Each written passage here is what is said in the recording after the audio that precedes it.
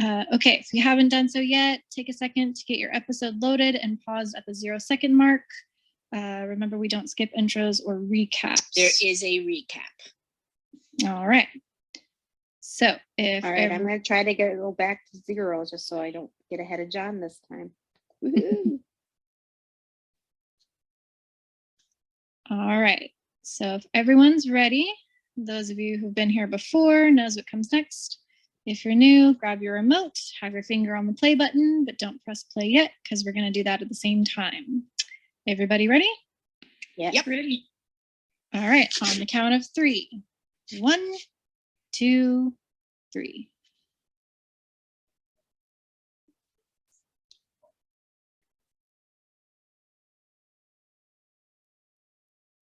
By the way,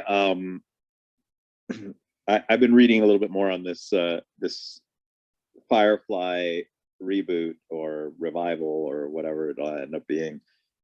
It's totally happening. I mean, it's 100% happening. Lucy and the football. I think it's going to happen too. Disney Plus, I don't think would No, be it's gonna happen. promoting it. It's- Yeah, they are. They're actually been Yeah. a lot more things Yeah, I mean, coming. Just so Yeah, you know, they're- you can they're- harvest now. And it's not Thank you, Lisa. just it's not just the April Fool stuff that we normally. Mary, it's on. The April Thank you. Fool's Firefly. Yeah, for years they on April Fools they say it's coming back. That's funny.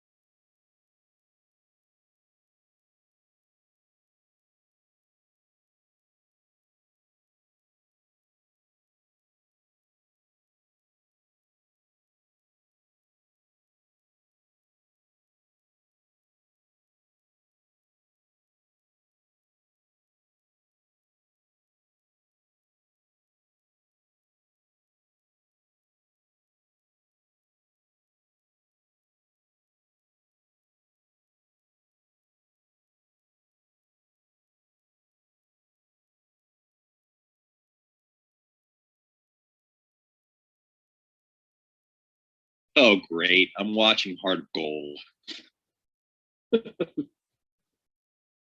Okay, everybody Please pause and let nothing. John. Uh-oh.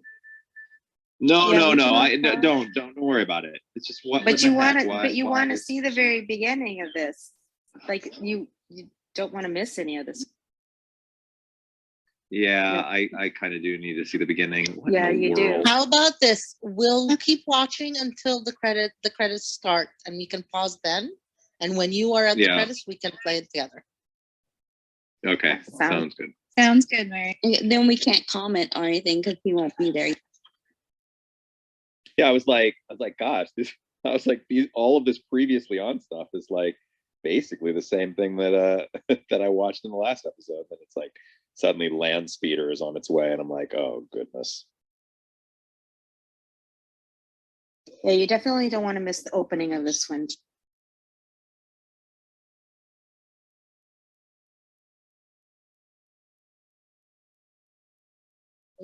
Just to clarify, are we going to pause at the beginning of the credits or at the end of the At the end. credits?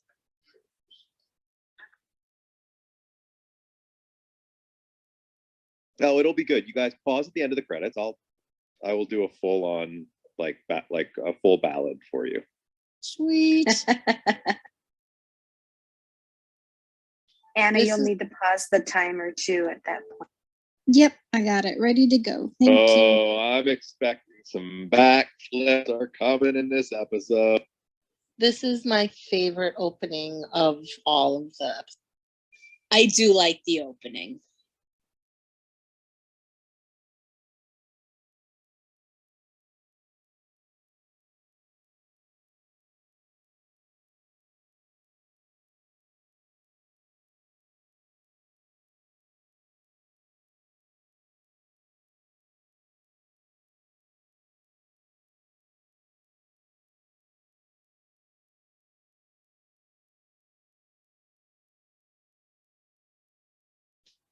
So I Love got it how they 47. still 500 years in the future still love Hippocrates in medicine. It's cool. I got 47 seconds. Is that where we're paused at? We're gonna pause at the end of the credits. We're Bob. watching till the credits, yeah.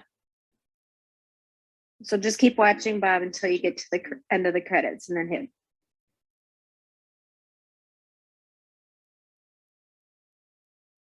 This is a long opening on this one, so we can all sync up again. I love this shot.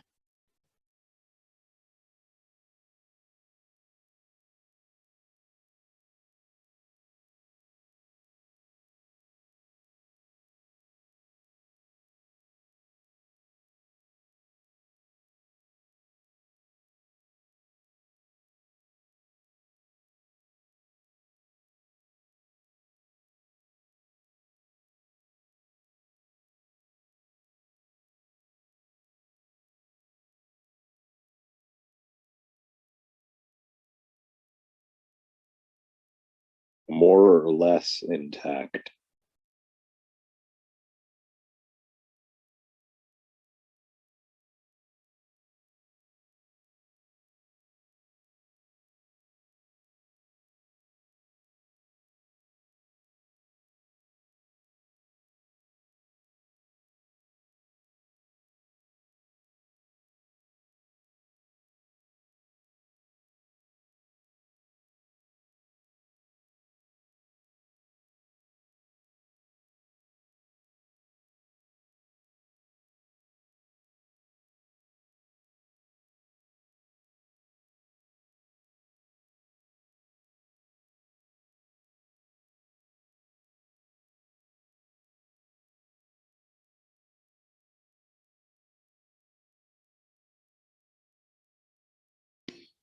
So starting the credits now, remember, don't pause until we get to the end of them.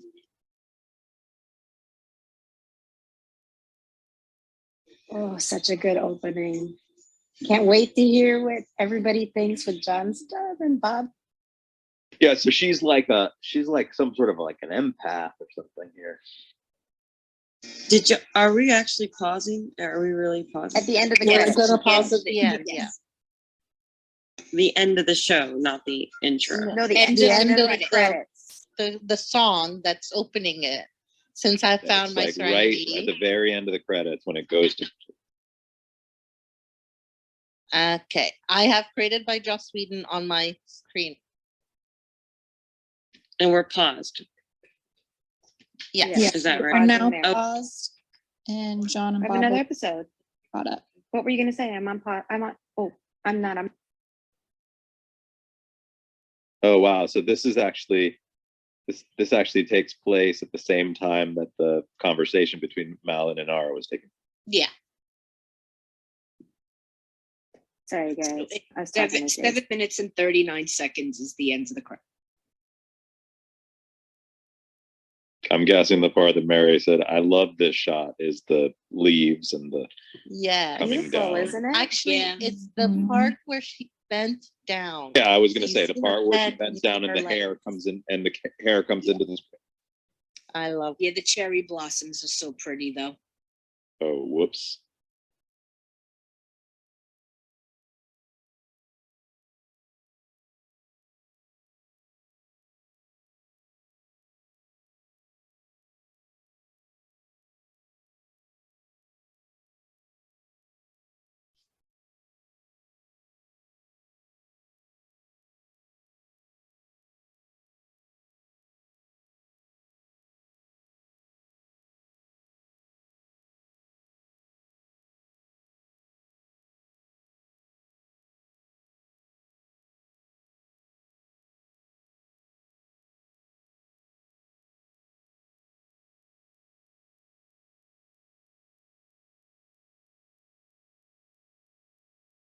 It's really quiet.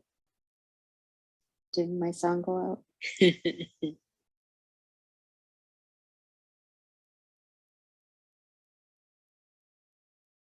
I'm going to assume John will sing when his credits start. Yeah. He promised.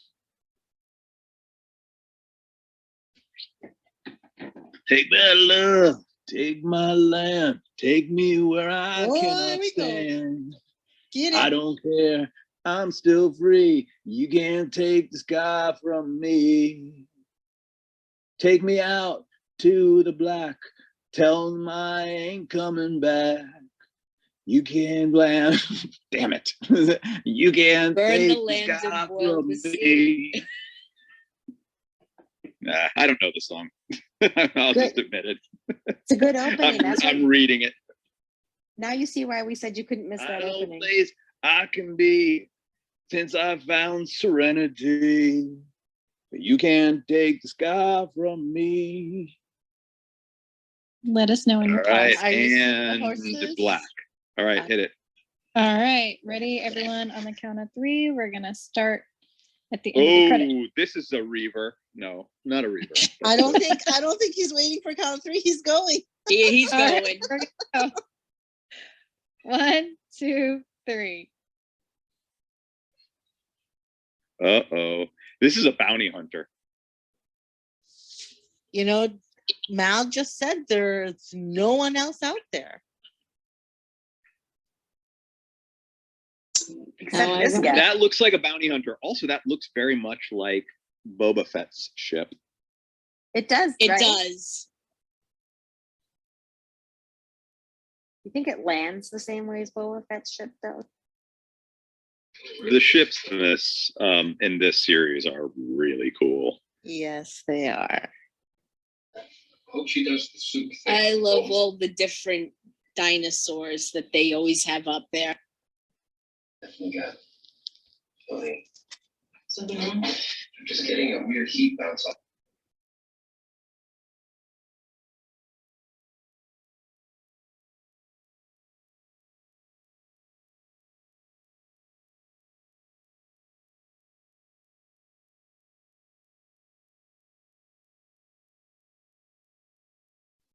Jane is such a little boy. I mean, now that we've seen that thing with his mom sending the stuff, there's no question he is a mama's boy. 100%. And there's the wacky fun ref.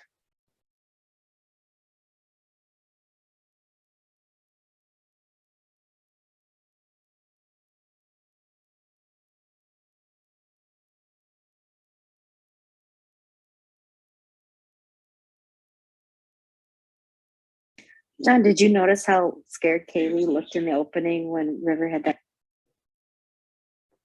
Yeah. Who else thinks that this is a bounty hunter? I think it's a bounty hunter. Yeah, Definitely a bounty You hunter. convinced? because he's alone. He looks I like think his Star name Lord. is Boba Fett. Usually police officers have a couple of people with them, like a partner. Well, and who else would want to drop down off their ship Yeah, to another ship he's- if they're He's presented as a badass. He's like doing things in a very like kind of sort of stealthy way. He's doing it alone. You know, that's bounty hunter. He must have magnetic shoes or something. Or with suction cups on the bottom. I think Kinda magnetic. worse.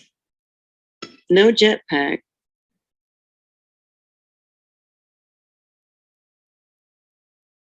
It's like space parkour.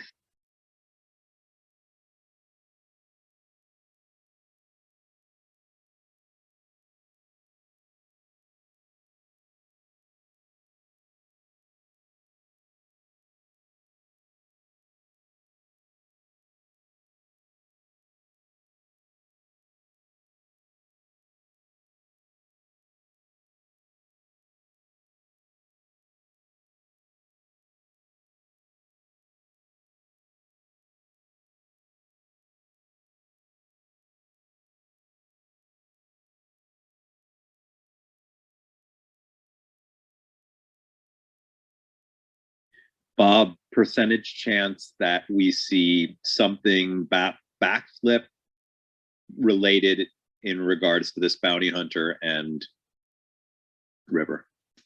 Percentage chance. I'm thinking like 98%. Right? I mean, I'm feeling it too. A baboon's ass crack. I've got my shot sitting next to me. I'm waiting.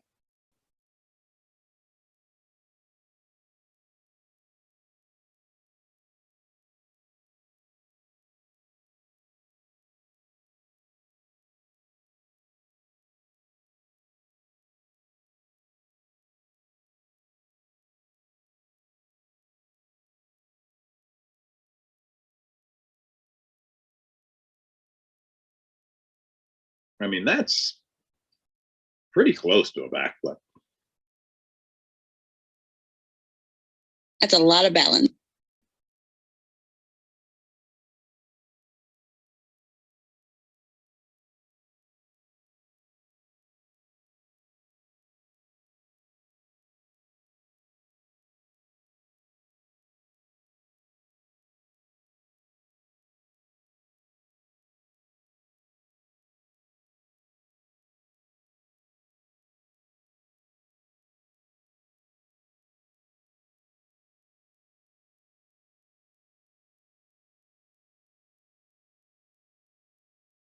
She's worried about being killed by her brain.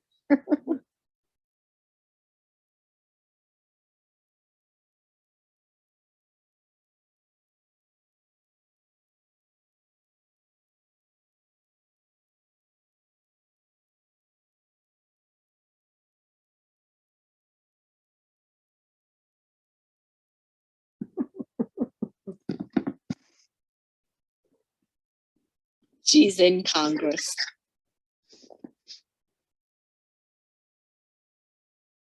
I mean, that Congress Shut joke up. was a funny joke. That Congress joke was a funny joke, but now there better be a Congress. Shut up, you inconsiderate school.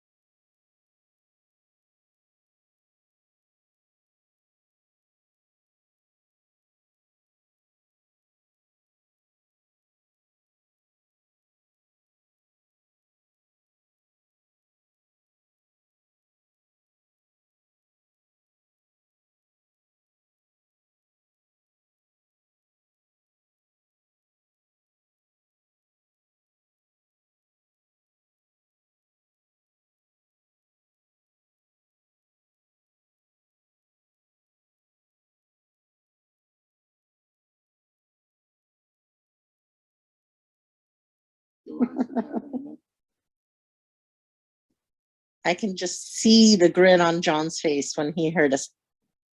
Yep. Yeah. Oh yeah.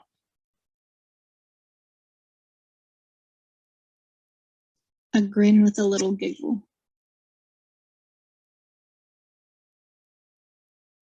I just need to see her fight, then we're all good.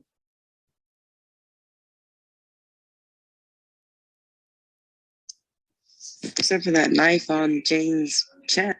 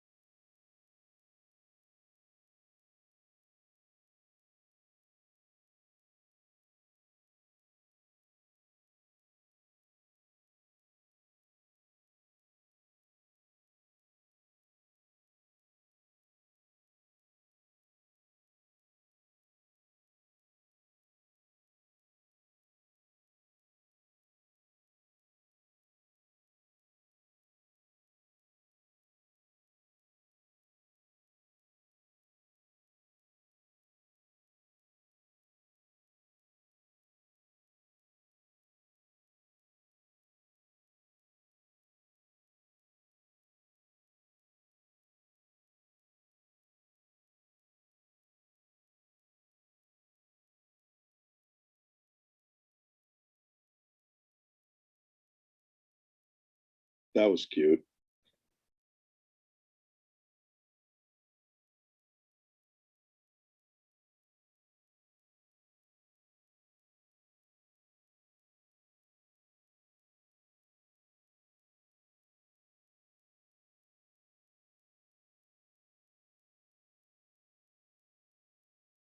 This has a lot of self-referential jokes.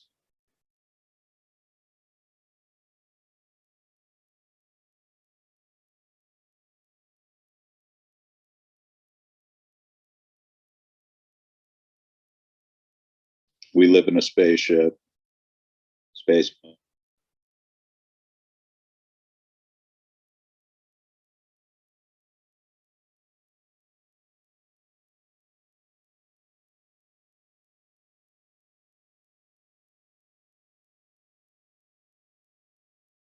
This is the one part that scientifically doesn't make sense to me. How can he do that from space? Do what He didn't exactly? He entered the ship. Yeah, I don't know. You could just. Well, don't they have like an airlock kind of situation where there's a Yeah, but how does he do that in space? I would imagine that The same way I would they did imagine it the in room he was Crash. in earlier was yeah, I would imagine the room that he was in before he came down that stairs had a pressurized, like, kind of, like vestibule. Yeah, during Trash, that's where Jane and Kaylee and Zoe eventually wound up going up to change the box to change the trajectory of where the trash can was. I'm just talking about, like, I cannot imagine that it would be okay to open that without anyone knowing, or the ship. Everyone, please Keeping. observe the pseudo backflip roundhouse kicks that we are seeing from this expert individual, and just make a mental note of them, and ask yourself whether That we is may kicking my see boy's similar butt. ones from another character coming up a little later in the episode.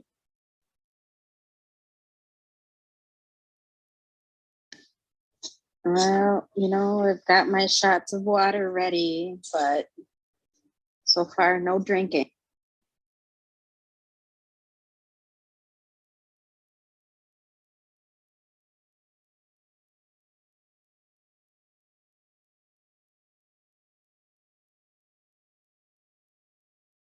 I hope River just saves everybody in the whole ship, and they're just like, "Oh, sorry, we were talking bad about you." There you go. Oh yeah, I mean, expect that. That's going to happen.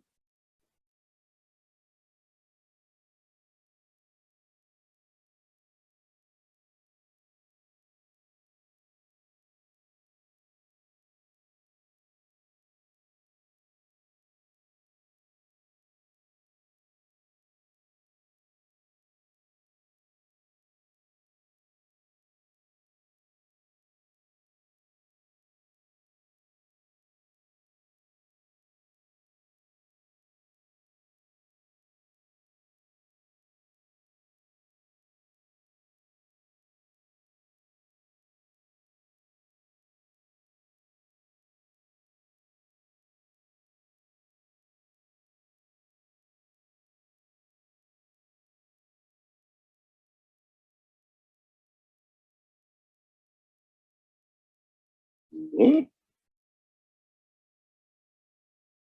Did she know him?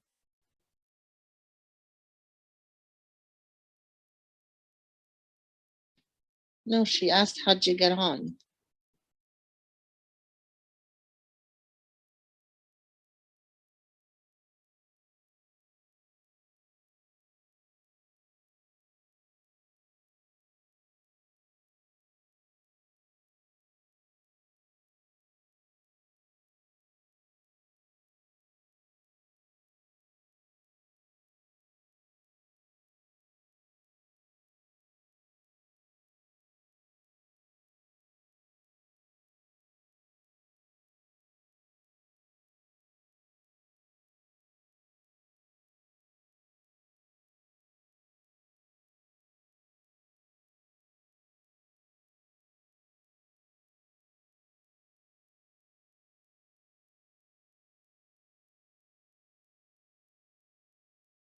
Who wants River to kick this man's head clear off of his shoulder? Tone and the way he speaks is just so creepy.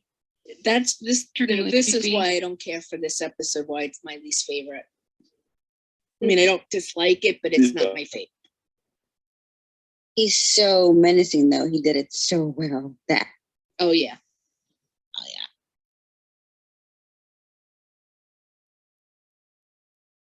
yeah. You know, we could see something from book here too. Just saying, really quickly. We may get a twofer for the price of one. We might get some more information on book and River. Book is a buff guy. He could probably. Then again, maybe not. He's out. Sorry, guys. No, it looks like we're going to really, truly need somebody who can see into the future to be able to defeat. I think so too. Like, I think it's got to be River with her super ability. That shot of him on the ceiling was it's a little comical. Yeah, You don't think it'll be Simon and his shirtless? Is this the first shirtless Simon? It will definitely not be Simon.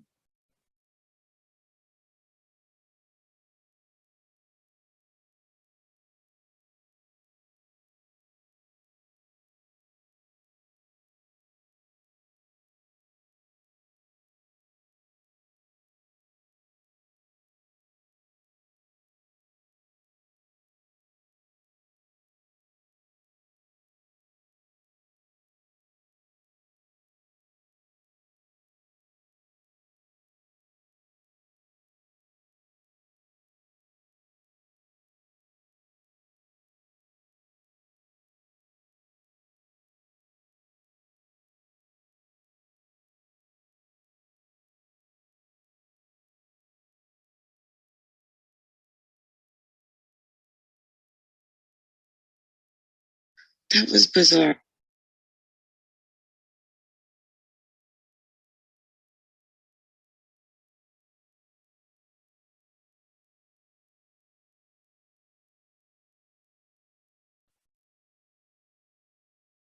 He kind of sounds like River.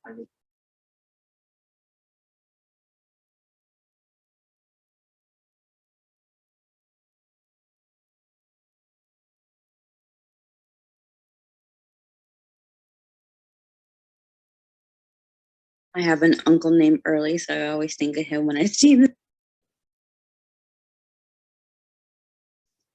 In the Civil War, there was a guy named Jubal Early, and Nathan said he was actually related to him.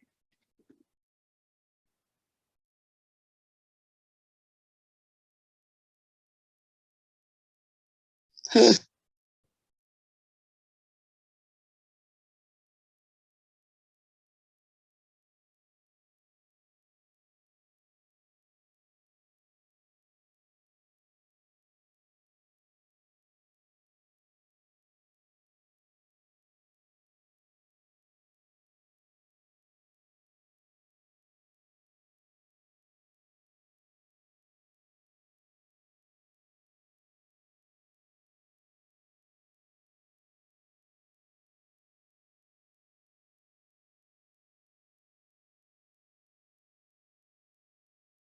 I'm guessing that we're going to at some point see River stuck to the ceiling.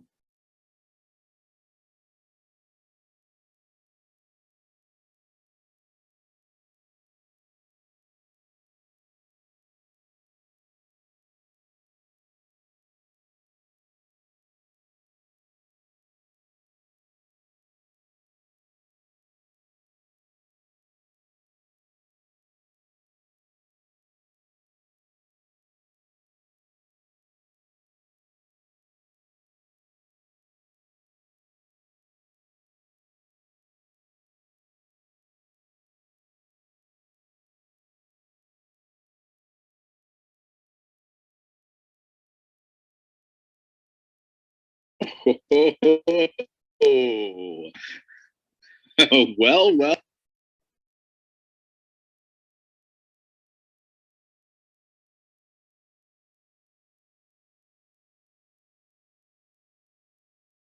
Oh, did you see that?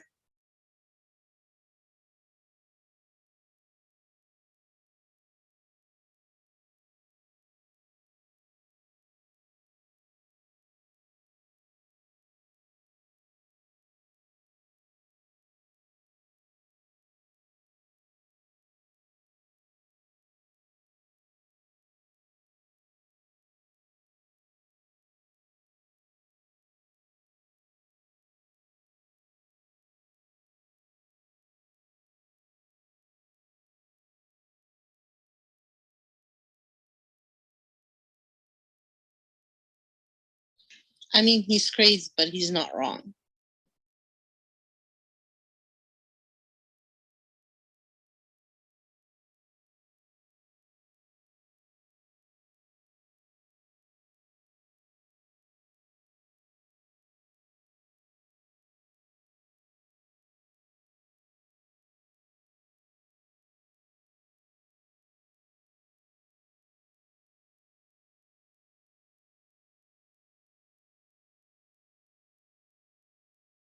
And there's the name of the episode.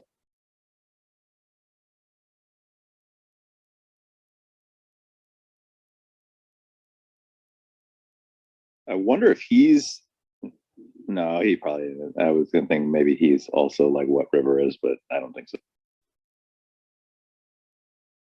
Because he said objects in space like her. He does have some similar qualities that to her, though. Oh, like he's from the institution too. He has a little crazy way of talking. He asked if she's not in the room, He what is it then? anticipates things like he kind of could sense him walking forward. I have no idea why he just licked the. Yeah, no.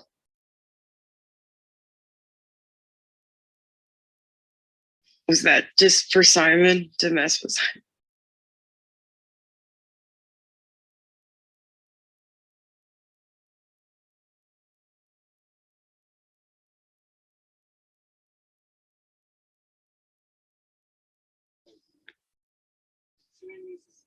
Yeah, this guy is such a good actor. I would totally avoid him if I saw him on the streets.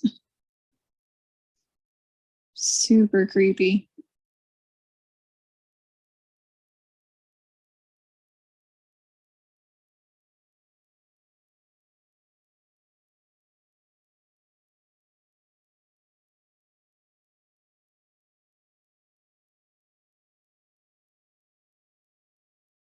Man, that was a post-production slap sound.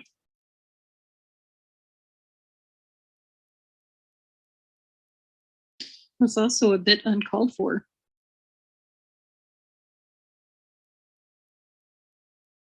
Yeah, I mean, this is a really good actor, but I'm not really crazy about the character. I don't think we're supposed to be crazy about No, him. but not in like a he's menacing. I feel like he's kind of one note.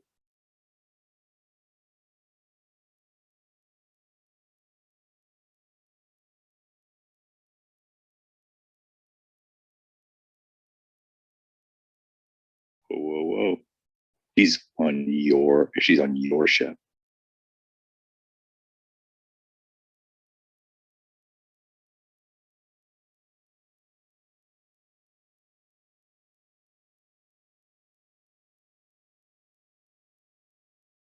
What?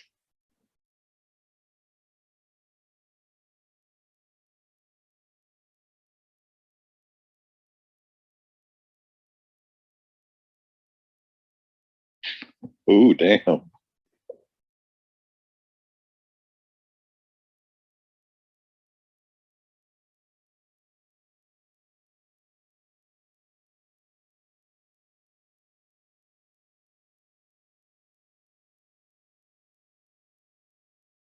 You like that answer, huh? Okay, I like this. This is fun.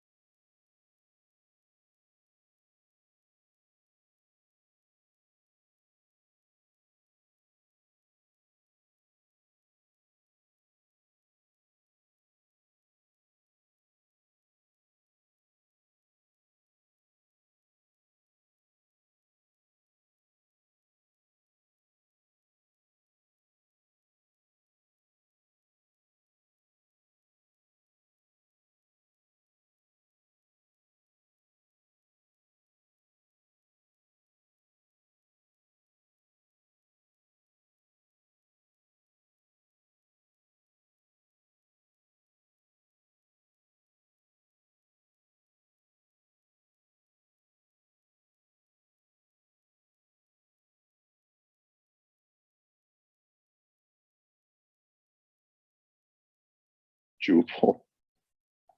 That's the name of the guy from the Civil War.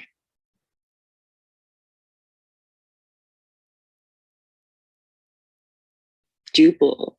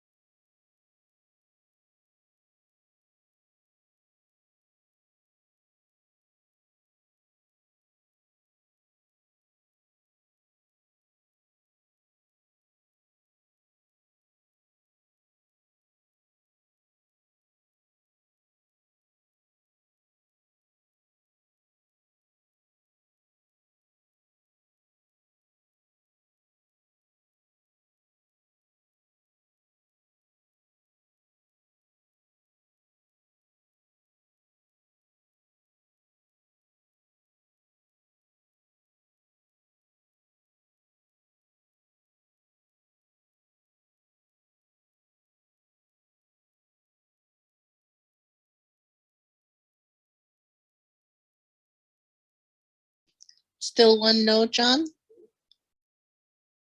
Still what? Is Jubal still one note to you? I mean, yeah, no, that stuff was a little more interesting. Yeah.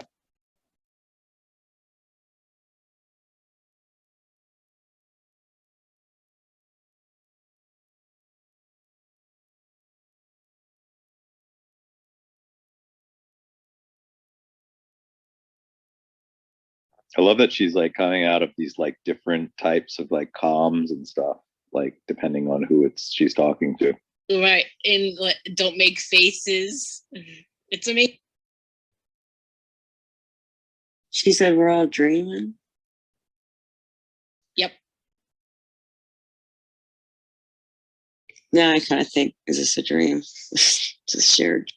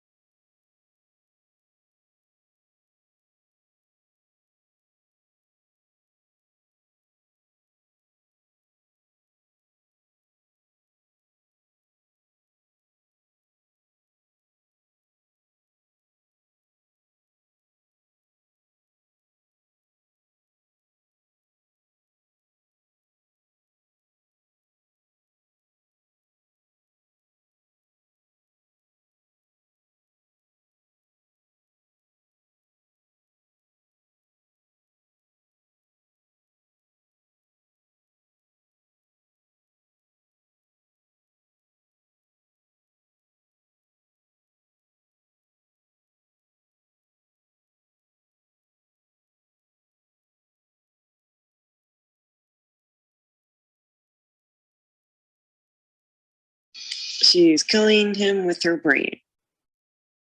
Yeah, I had a feeling.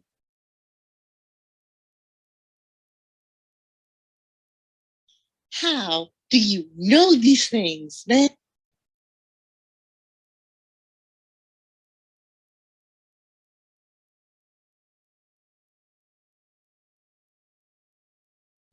The only disappointment is that it means a lot further for her to get to that fight scene that I. Now you need it? All I need is just a little more time Jack Wagner, really? to be sure. River fight. If she blasts him with his own ship or something, does that count as a fight?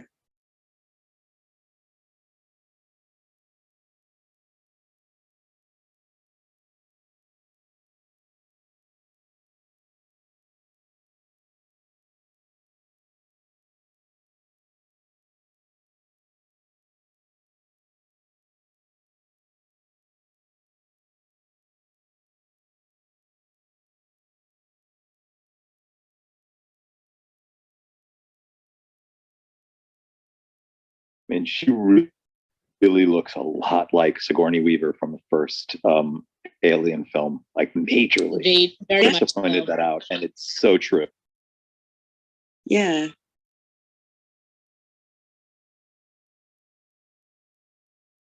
Oh, perfect.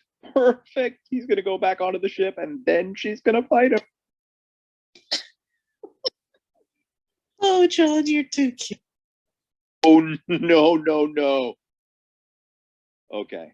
Now she's definitely going to. She's luring him off the ship with her friends, and then she's gonna kill.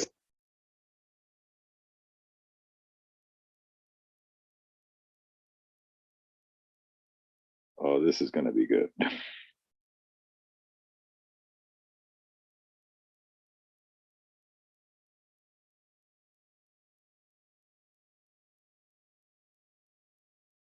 Oh, yes. Oh, yeah. I wonder if he's a little nervous for shooting the brother of the crazy girl.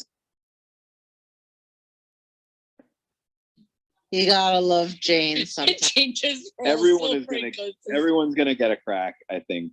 Well, no, I guess not. Dude. I was gonna say everyone's gonna get a crack at him, but the real one who's gonna take him down.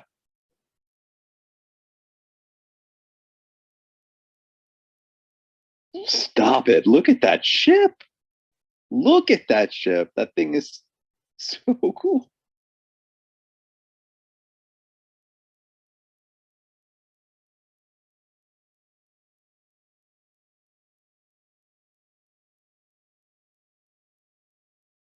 Looks like an evil ship.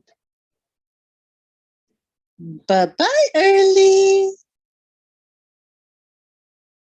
No jetpack. Now You he's an kidding me? object in space.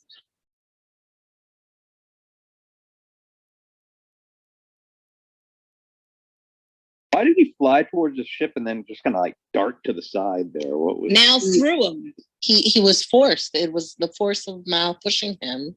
Oh, Got this is him to such a stick sweet and looking hit little it. scene.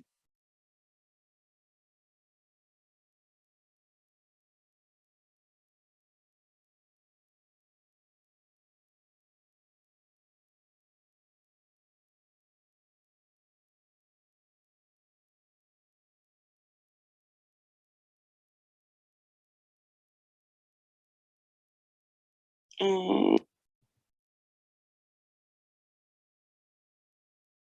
There are no kids.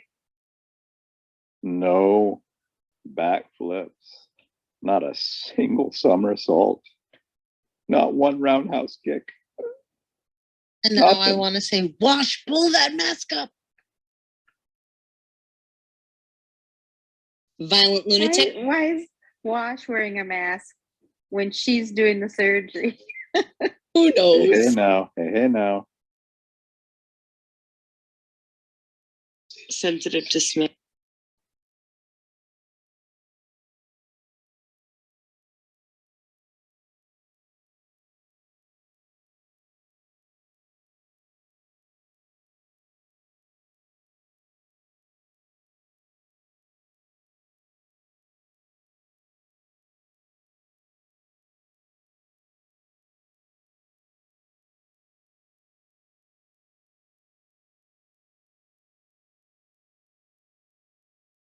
Simon heard him, that guy, say he's not a shepherd.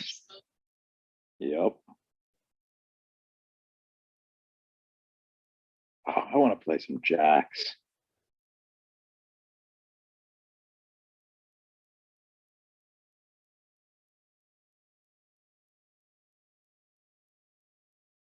Gonna like float in the air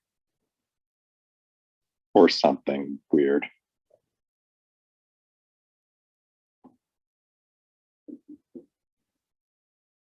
Oh, is this the end?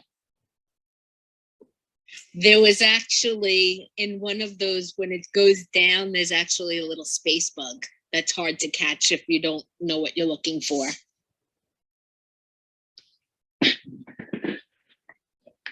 Whoa. You can now see why the fans were so sad. Oh, look, there he is, an object in space again. Yep. So let's just start with let's just get it out in the open. There's still a movie to go. There were no backflips. There were no backflips. There were no somersaults, and there were no spinning around house kicks.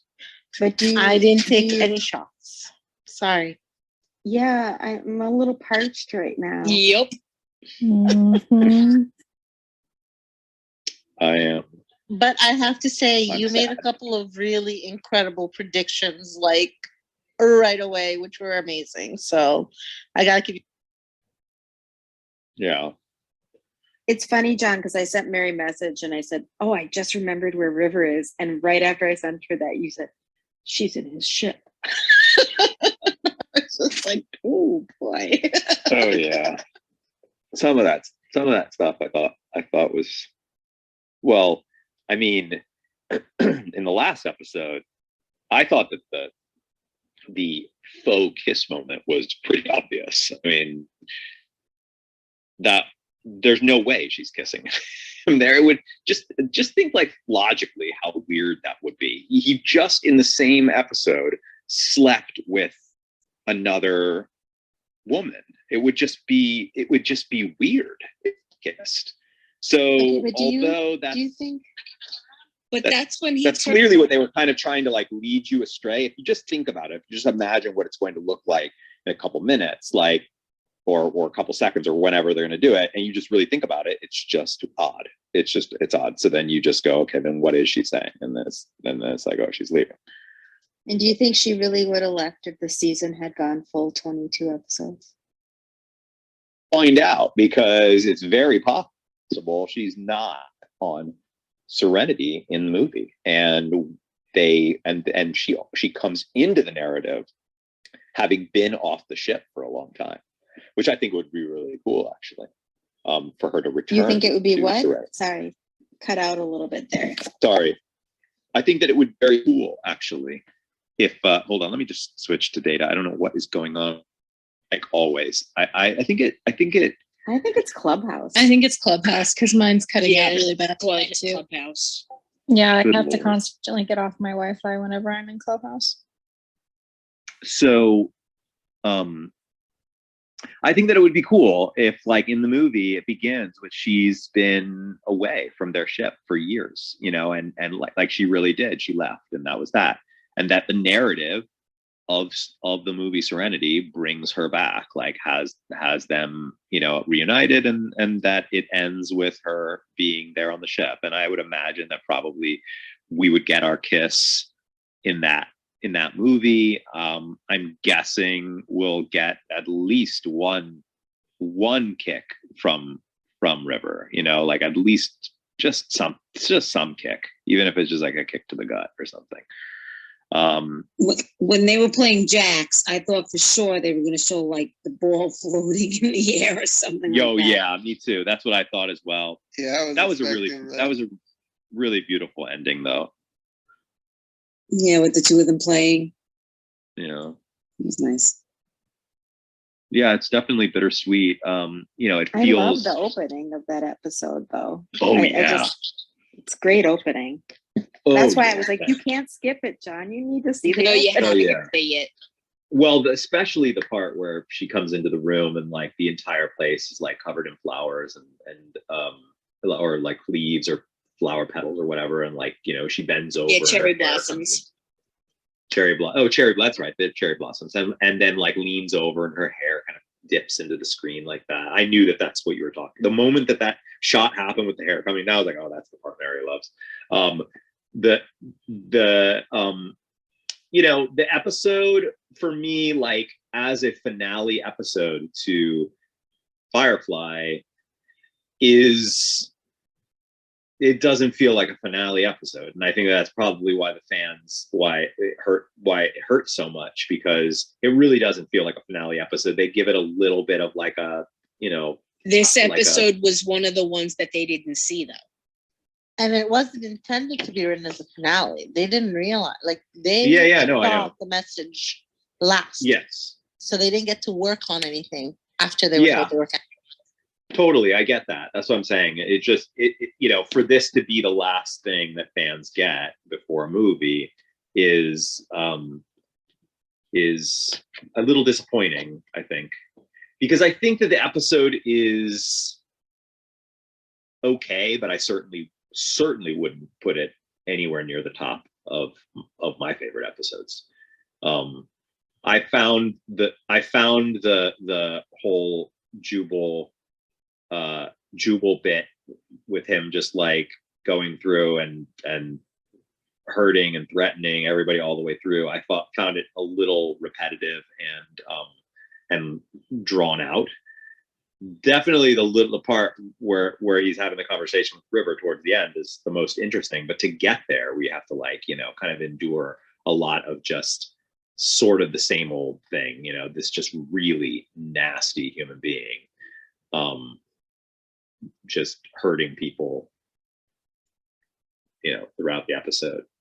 And I also will say, not that I needed River to fight him there at the end, but the final, like him, the way he's dealt with at the very end was also a little anticlimactic, you know, just like pushing him into space. Yeah, like him being kicked out into space to just die of starvation. Yeah, I mean, it makes sense. It just was a little anticlimactic. Everything's like building, and then it's just like whoop, push you into space. So, do you have it definitely wasn't my favorite episode. It would go down in sort of the lower ranks for me. Although, you know, all that stuff at the beginning, that opening was just absolutely gorgeous and amazing. This episode was an episode that had me the most feeling like, though I will say, the most feeling like, man, I would absolutely love to play an open world, like a really good modern open world video game set in the Firefly universe, where you can like purchase ships and like take them to other worlds, and you know, and all kinds of different worlds, from like the really high tech ones to like there like was one started world. Called the Cortex. I just think it would be awesome. It would just be such a great game. You know, it was just, and also got me thinking, like, you know, some of my favorite video games, like sci-fi video games that have like ships in them, have really, really great sections of the game, modules in the game that are on a ship, and exploring all of the like nooks and crannies of a ship, like Halo, is sometimes really fun. What is it? I did that with Halo. Halo sometimes was on a ship and sometimes on the ground. Yeah, exactly. And this ship is just a ship that I would just love to like walk on those catwalks and, you know, and like, you know, go into some of those hallways and, you know, go to the engine room. You know, They actually had one though. It was called the Cortex. I actually had it on my phone. And it was before Disney wound up buying Fox and getting Firefly in that thing. So it was, they actually had a cease and desist letter. And really? I have a few of my friends had actually worked on it. And I'm wondering now if it's owned by Disney, if maybe they'll be able to resurrect it. The Cortex, you said. Yeah, it was called the Cortex. And Can we go back? it was a mobile app on your on your phone. But it wasn't created by Fox. It was created by just created by people. Yeah. Like fans. Oh well, of course that's going to get taken down. No, but they had the cast and they actually had been part of it. They did the voices for the characters. Yeah, but if it's not sanctioned by the studio that owns the IP, then it's illegal. You know. Hey, could we go back? I want to ask all you guys who haven't seen this before. These 2 episodes that we watched back to back obviously were very different because one was on ground in a house and one was all the way out in space. Do you guys have any thoughts about I don't know if you want to go back and talk about Heart of Gold. I don't know if there's a lot you guys need to say about it, but did you have do you prefer when they do it all in space, or did you like when they're done on the ground? I was just kind of curious because we don't usually watch them back to back, and we got 2 totally different styles. I think that might actually be the reason why today I got so I want an open world video game in the Firefly universe. And I think it was because we watched 2 of them back to back that were in such different places that it really felt like a very expansive world. You know, I think that I think that one of the things that makes Star Wars such a powerful world franchise is that very thing, the fact that they have planets. Yes, they have all these different environments, space, planet. They actually try and vary the planets themselves a bit, which you've seen a little bit of here in Firefly with the snowy planet that they were just at. That is a really powerful thing. Compare it to, and there's no negativity towards this franchise. I think it's a powerful franchise. It has a lot of fans and it's a really rich world, but Battlestar Galactica mostly takes place on a ship, and that world, that's the fact the world has that kind of confinement does, I think, limit how much we can imagine, past the limits of that world. Even if you think about it, I mean, even a story like Gilmore Girls, or a world like Gilmore Girls is bigger than Battlestar Galactica, because it feels more expansive. It feels like the actual world goes further. And yeah, well, did you watch all the way through Battlestar Galactica? Yeah, all the way to the end. So I mean, okay. I've seen. I mean, I know that there's plenty of. I know, yeah, there's worlds, but they do more ship to ship or all in the main ship. So yeah, I get what it's more confined, or kind of. It's way more confined. It's a way more confined narrative. And this episode, or tonight, because we watched 2 back to back, that really stretched the limits of this world. It just felt so big. It felt so big and felt like, man, I would love a video game where I could just walk around and explore that world.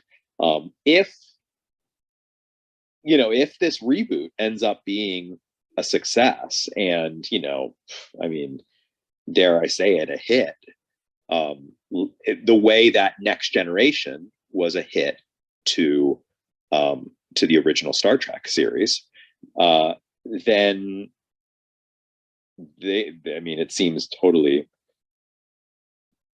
reasonable to assume that they would expand into experiential products like video games and pop-ups and stuff, and that's just exciting, and that's the reason why I'm just really excited about this new series. Wait, there's actually going to be a reboot? Well, Disney Plus is talking about doing a reboot, but it wouldn't involve Joss or the original cast. I see. Which is perfectly fine with me. I don't think that that's off the table, that it wouldn't involve the original cast. Well, they imply that it's most likely not going to. is what they've kind of what But I've seen. I think Disney Plus would be smart, and they definitely would have been thinking about it. They had to have been. If they don't recast a new Malcolm Reynolds and try and create like the same basic dynamic but with new actors, but that they do it like the Next Generation, and they just say no, like those characters are a part of the canon of the Firefly universe. They existed, they exist, but we are focusing on a whole completely new group of people that share a similar dynamic and share a similar type of story as the first ones, because then you can absolutely bring those characters in like as, you know, special guests every once in a while. They can exist in the lore, and that would just be the smarter way to go. I think that it would have the best chance of actually succeeding if they did that. And I think it would be fun if they had it where it was a new, and I know I'm not going, I know others won't agree with me on this, but I think it would be fun if they had a new crew who took over Mal's Firefly. oh yeah, So it's the same that ship. would be rad.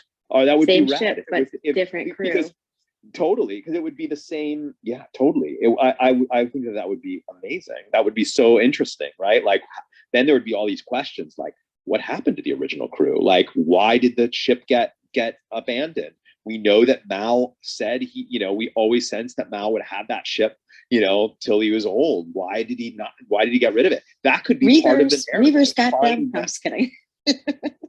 find Mal. Like, what happened to Mal? That could be a big question mark part of the narrative. There's so many things that you can do if they make if they have it be Mal played by a new actor. They just shrink the property, in my opinion. They shrink the property. You have to be careful with things like that, especially with your fans.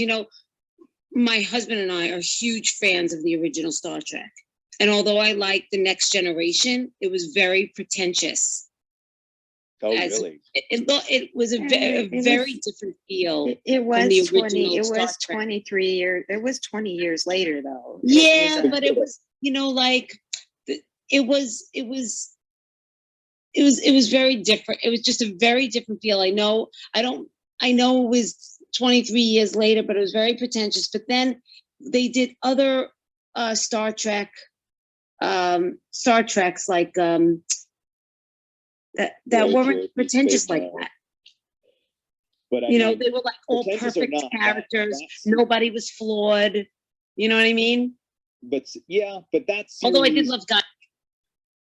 But that series ran a long time, and it really invigorated the brand, like in a way that like has made Star Trek the huge powerhouse franchise that it is today. That is like it expanded the fan base quite a bit. Yeah, the original Star Trek was beloved by fans in the same way that Firefly is beloved by browncoats. The new series, The Next Generation, turned it into a Goliath piece of IP. And that could happen for Firefly too. It could bring in a whole new group of fans who are more connected to the new show than the old show. You would likely have lots of original browncoats who kind of are a little annoyed by that, who insist that the original series is the best series, right? It could play itself out exactly the same way, and you could have a Firefly universe that's across gaming and television and films and all that stuff that's absolutely huge. But I don't think that they would get there if they just recast the Mal character and they just said we're going to do that. I think that they limit that from happening.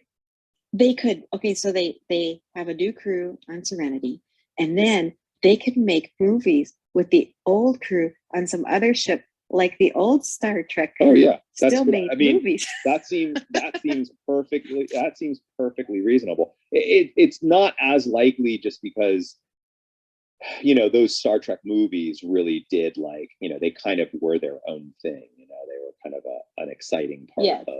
No, I know. I was all of a sudden I was thinking about that. They were like they could because they kind of overlapped in that way. But you know, now with that I the think about movie. it, I mean, you know, the original series really was like, it really actually was expanded by the fandom that grew in the movies themselves. But I do think that Star Trek: The Next Generation expanded the actual story of Star Trek into a much bigger world. And you know, there are people, a lot of folks who like Star Trek: The Next Generation better than the original series. I'll admit I do. I watched it with my mom when it came out, and I liked the original one, but my brother and I used to mostly make fun of the original one. And just because we always thought it was hilarious that they were like walking around on these like Martian style planets without any gear, stuff like that. But and we made fun of that in the other one too. But I liked the Next Generation, and so you know, I like They Picard. almost always Me- on they almost always on Star Trek, if they they went to the planet, like if they like beamed down to the planet, they almost always, or not almost always, but it was at least implied, if not explicitly stated, that they knew there was atmosphere on the planet. That was Well, breathable. I know that, but it's just like it was just kind of funny, you know. It's you know the original one was just kind of it was just fun to Campy. make fun of. It Yeah. was campy, and the acting was very dramatic and people make fun of William Shatner's acting in that all the time, but he's actually a really good actor. But he, you know, that was part of the directing back then too. You know, it was meant to be like that. You know, like the guy who played Chekhov was supposed to specifically look like the Beatles, and you know, things like you know how their hair was. Right. But the other thing about it was that yes, it was campy, but the banter was, you know, funny. And I felt like when I liked Next Generation too, my husband hated it. I liked Next Generation, but there was no banter. You know, it was very serious all the time, It was and just a everybody different was style. perfect. Yeah, it was a different style of show. It was, but like if I you know, like I watch, I don't know if you watch Discovery. I haven't fully gotten into that one, but It's you know it's what? fantastic Beta was on CBS. in I Jenner. think we should probably save all our Star Trek talk for when we do Yeah. Star Trek. Okay, Actually, sorry, actually I think that didn't know Star you were Trek- doing. Well, No, we I don't think that know Star yet. Trek I'm just saying. eventually, I think Star Trek will eventually be like a big world here on the Marcus. I just want to make sure that we enter it right. Like it's just such a web of properties, and you know, it's got books and it's got movies, and it's really big. It has all options. Yeah. Plus, we should wrap up our Firefly chatting. Yeah. Like What were some moments that stood out for folks in Heart of Gold? There's one moment that stood out for me as like my least favorite moment. was it when Jane put on a good shirt to go to the whorehouse? No. No, that was funny. I you know, I've really enjoyed Jane a lot. Like, you know, second half of the season has been really like a lot of really like Jane is probably one of my favorite characters now, more so than Wash. And you know, I'm glad Really? you say that. Yeah, I'm glad you say never that really though, got because much. I think that's how the characters develop. I'm not anything against Wash, but Jane's character, I think that he has developed or growth or development through the series, where as we're watching, so that you do kind of get more into him and stuff. Yeah, That's the he's reason why. And definitely that was the point that I was making about Zoe. And I think that it applies to Wash too. Wash is just a little bit more comic relief, so we forgive it. But ultimately, I don't really know what was his story and what was I supposed to be focusing on. What was, you know, what do I care about other than I care about their love? Because why? Because I guess I want people to be happy.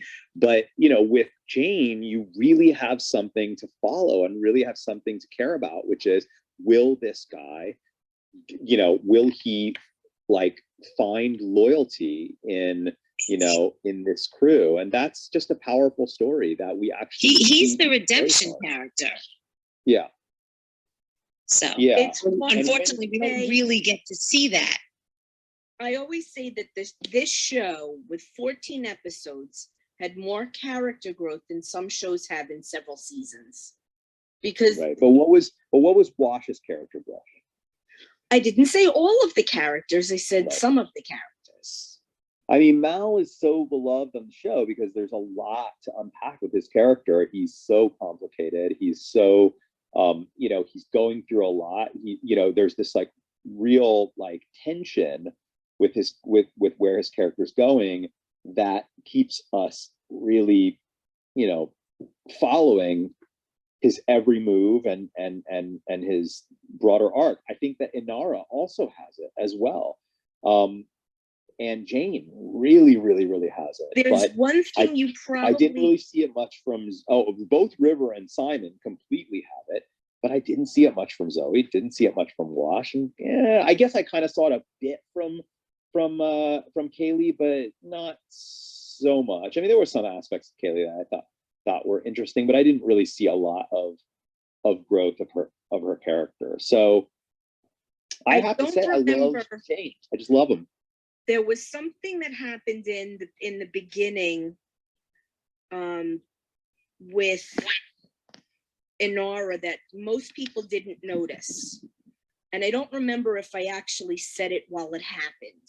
You didn't. In the beginning of Heart of Gold, you mean? Or No. In the beginning of the show. That she winds up giving Simon a syringe. There were always hints about there was something possibly health related wrong with her, but they never touched on it during the show.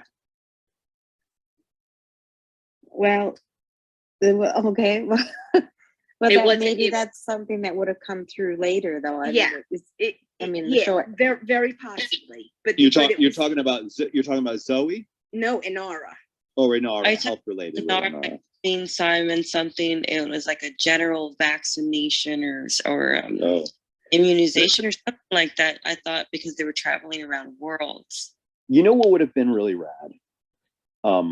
What would have been really an interesting story that would have really had me so much more invested in both Wash and Zoe is if the child, the baby thing had been introduced earlier in the narrative. And if it had been like something that was actual conflict, right? Like with the characters, the way that it was kind of presented in this episode was just more like, sort of like, here's a thought and this is going to happen. And I think that, something like that, having children at a specific time in history, having children under certain conditions. I mean, these, they're basically pirates, that all comes with a lot of conflict that could have shown itself through stress on their marriage, stress on their relationship. And I don't think that we saw enough of that between those characters. And, it felt like we were getting a little bit of it in the Heart of Gold episode when she mentions that to him. Well, they're on a planet because they're having an issue because the girl is pregnant. So it kind of put it in your face. Really, when would they have spoken about it beforehand? We didn't get. They could have as a married couple. I get what you're saying, John. That's a matter of writing. They could have figured out a way to done it.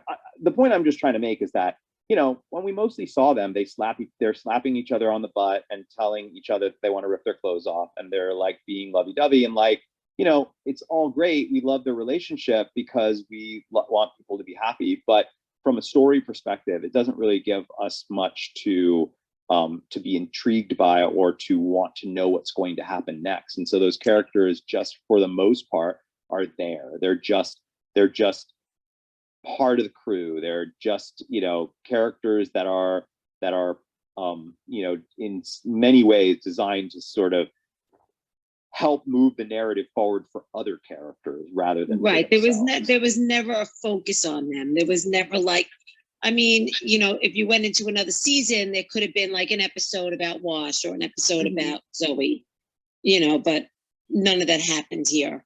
I think this was the introduction of that storyline, but they just didn't get to do anything with it. Like, they were beginning to introduce it slowly, but it didn't get to develop, and it was going to happen naturally across. So yes, I definitely expect that, but like, I guess that for me, that's not I still only experienced what I experienced. Like, I mean, so it's hard for me to be kind of like, but we would have gotten a really great story with them, so I'm satisfied. I'm not satisfied. Like, we didn't get that story. I'm sure I agree with you. I think that they probably would have, but because we didn't get that, all I have to go on is what we did get. Right. And for those characters, it was a little less satisfying than, say, much less satisfying than, say, for Inara, Jane, Mal, even, I know this is gonna sound crazy, but even Saffron, I mean, like, even that character had, like, some degree of an arc, Yeah. So I'm just, I'm curious to see where the characters are in the movie, like, for example, if Zoe and Wash are divorced, and we learn that this, like, this perfect, what seemed to be perfect marriage ended up having fractures that surfaced after the show ended, we could probably get some idea of where Joss might have been going with those characters. As I said before, I think that it would be totally interesting if Inara is not on Serenity anymore from at the start of the movie, and that they actually find her wherever she is in the world, and she rejoins them again, that might Rivers conflict. You just want people to be fighting all the He time. wants season 6 of I want Gilmore Girls, conflict because Firefly conflict is style. story. Yeah. I want conflict. Conflict is story. Like story is fueled by conflict. Without it, then what are we looking at? It's just, we're just looking at a representation of life, which you can just do by just looking around, going outside, looking at your neighbor. We need that conflict. So out of curiosity, the movie comes out three years later, but in the movie, how many, I don't know if you can tell me this, but how many years later is the movie in the world? Well, Firefly is 2002, and the movie comes out in 2007. No, I know, but I don't know how many years have passed. Oh yeah, right, because it could be like 30 years that have passed. Right, I I don't know how many years. It kind of picks up as if it's shortly after. I was gonna like a few months, maybe a year, nothing longer than. Oh wow! Wow! So I just wanna. I'm curious, Bob. You had high hopes of things that were going to happen. Were you severely disappointed? Did you like it? Did you not? Severely, like that word. I was disappointed. Were you just like a little or a lot? I mean, you had medium. high hopes for getting drunk on taking shots of things. Something tells me Bob is not our drunk audience. He's not our drunk audience. But remember, there's still a movie, there's still comics, there's still novels. I think there's still content. Bob, I will say, I do think that we got some little kernel of something interesting when Jubal said he isn't a shepherd. I thought that was was probably in the entire episode. That was the part I found the most interesting. Yeah, almost as if he knew who he was before or something, or maybe like Shepard could have been a bounty hunter or something like that. Something very, cool. Very, very, like there was just something about how he said it with such authority and such, he didn't even need to think twice about it, that told us all that our assumptions are probably right. Now, we know that like I mean, a bounty hunter wouldn't be working for the Alliance. So I doubt he's talking about a bounty hunter. But I doubt he's saying that he's a bounty hunter. What about Book, just from looking at him, tells you that's not a shepherd, you know? Does he know what he is? Or is he just like, I don't know what he is, but I'll tell you this much, that's not a shepherd, you know, because I can tell when people are pretending to be something else. And is he right? Is he not a shepherd? Which would suggest that he's actually undercover, rather than turned away. Because all he did was come down and kick him in the face. There's no way that he would have known. I like to think that Jubal did his research on people that would have been on Serenity before he boarded that place. I mean, he's a bounty hunter. Yeah, he should know who he's going to encounter. He seemed like he knew who everybody was. Yeah, exactly. And in the scene, I mean, it looks like it was 5 minutes, but he probably was watching them for hours because they were all in the lunch area. They were all talking, and then when he finally entered, most of them were asleep. So it had been a while. So he must have really been. He knows where he was watching, where everybody was going. Well, not just that, but I think that before he was, he obviously had been trying to track them down. And he had a profile in River that he was looking at when we saw him in his ship. But he probably had profiles on everybody that he would have been aware of that should have been on that ship. So that's why I think the way he says he ain't no shepherd or whatever he said. I think the way he said that was in a much more knowing, not just a guessing kind of thing.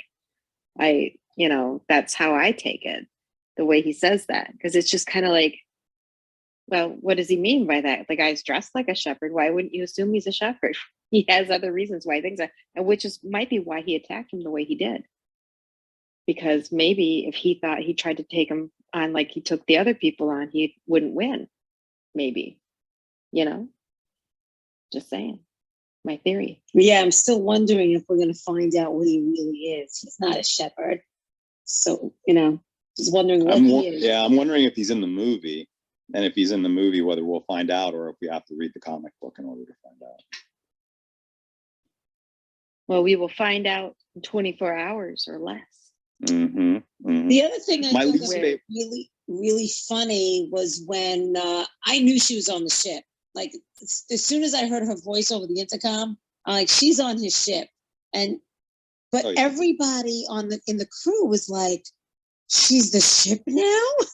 Because she's so mysterious. Yeah, because they're so like, it's because they just do not understand what was done to her. And there's this just general feeling like there might be psychic abilities, there might be something going on, like they don't know. So, and you as the audience also don't know. So you as the audience are also ready to suspend your disbelief that yes, maybe she's somehow turned herself into energy and she's now actually like the actual ship itself, or she's gone into the ship itself, right? But the clues that she's not are that every time it goes to a different person, we hear it through a comm, right? And so we know that she must actually be physically speaking through a comm. So I kind of knew that she was not actually the ship from pretty early on. I knew she was somewhere sitting there with a comm. And when you then start to imagine where on the ship she could be sitting with a little comm in her mouth, like in her hand speaking, you go through every area of the ship and realize how uninteresting it would be if the reveal was that she was sitting somewhere in the ship doing that. And then by process of elimination, the only one you have left is his ship. Also, as an audience, know more than they do. We saw him in his ship. We saw him come on. They don't know anything. As far as they're aware, he doesn't have a ship. They don't understand where he came. How did the ship not show up on some kind of scanners or something? It kind of did actually, because Yeah. Wash made a comment about, they were talking about some kind of unusual heat levels out of something or other. He must have been flying in there. Huh. Yeah. I don't know what they would call I'm it. guessing the wash or guessing the that airplane ship is- wash. Kind of. Yeah. I'm Sorry. guessing that ship is a stealth ship. It's like a very, I mean, first of all, the thing looked so stealthy. I mean, it looked like some sort of insect, so it's probably a stealth ship to begin with that probably, registers something, but that, most ships would just, bigger ships might completely not even recognize it, right? Because a bigger ship would have lots of different people and lots of things happening, but a smaller ship like Serenity, someone might notice that odd heat thing if they were looking at it, but that for the most part, a ship like that probably usually flies, especially with against bigger ships, probably flies pretty much under the radar. Well, and we saw it first in the early part of when we first saw it come into view, it was directly behind the Firefly. So it would have been like in their, not talking about the character, but in their wash of their, like their engine stream or whatever you want to call it. Yeah, the heat of the back part of the Firefly probably would have masked it a little bit.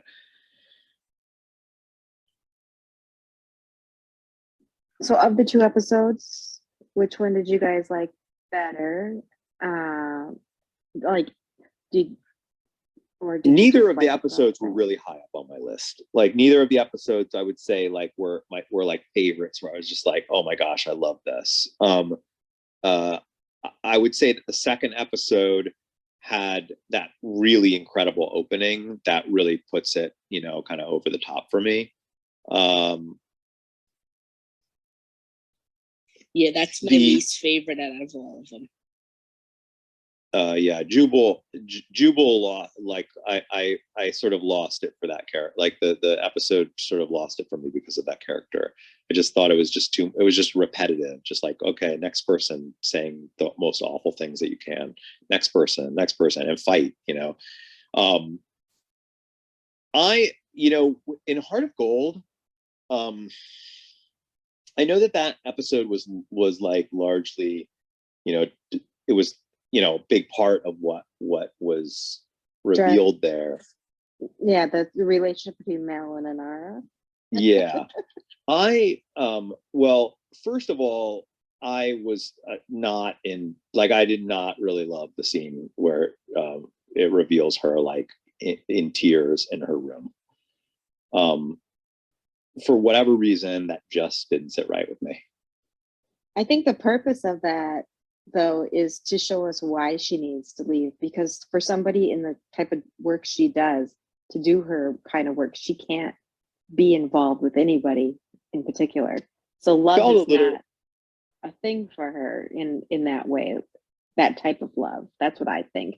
That's what I always kind of got from it, is like, she tells him she has to leave because basically if she stays, she's never going to want to leave. And that's just going to kind of ruin her whole career kind of thing. And he tries to tell her that, I don't want to leave to ifs or maybes. And that's when she cuts him off. Yeah, I know. I just think that agree with Chris. I think the crying is to show that the depth of her feelings actually surprised her, that she's unaware of the depth of her feeling, and this emotion overwhelmed her and she didn't know how to react any differently. I think her training would have helped her deal with, small infatuations, but the shock of what happened or how much she was shocked by it, this was her only outlet. And it like she's on the floor because she was overwhelmed by it. Yeah, I thought it was one thing. It's one thing to be attracted to the guy and want to kiss him and do things with him. It's another to realize that you like love. And you notice that it was Nandy who pointed it out to each of them. And they both are still kind of like, it's like, doesn't even occur to them that people can see that I have feelings for her. She has feelings for him. they both think that nobody knows, and they don't even want to admit it to themselves that they have feelings. Yeah, but she says, I should have done this a long time ago. It would have been better for both of us. That she should have left.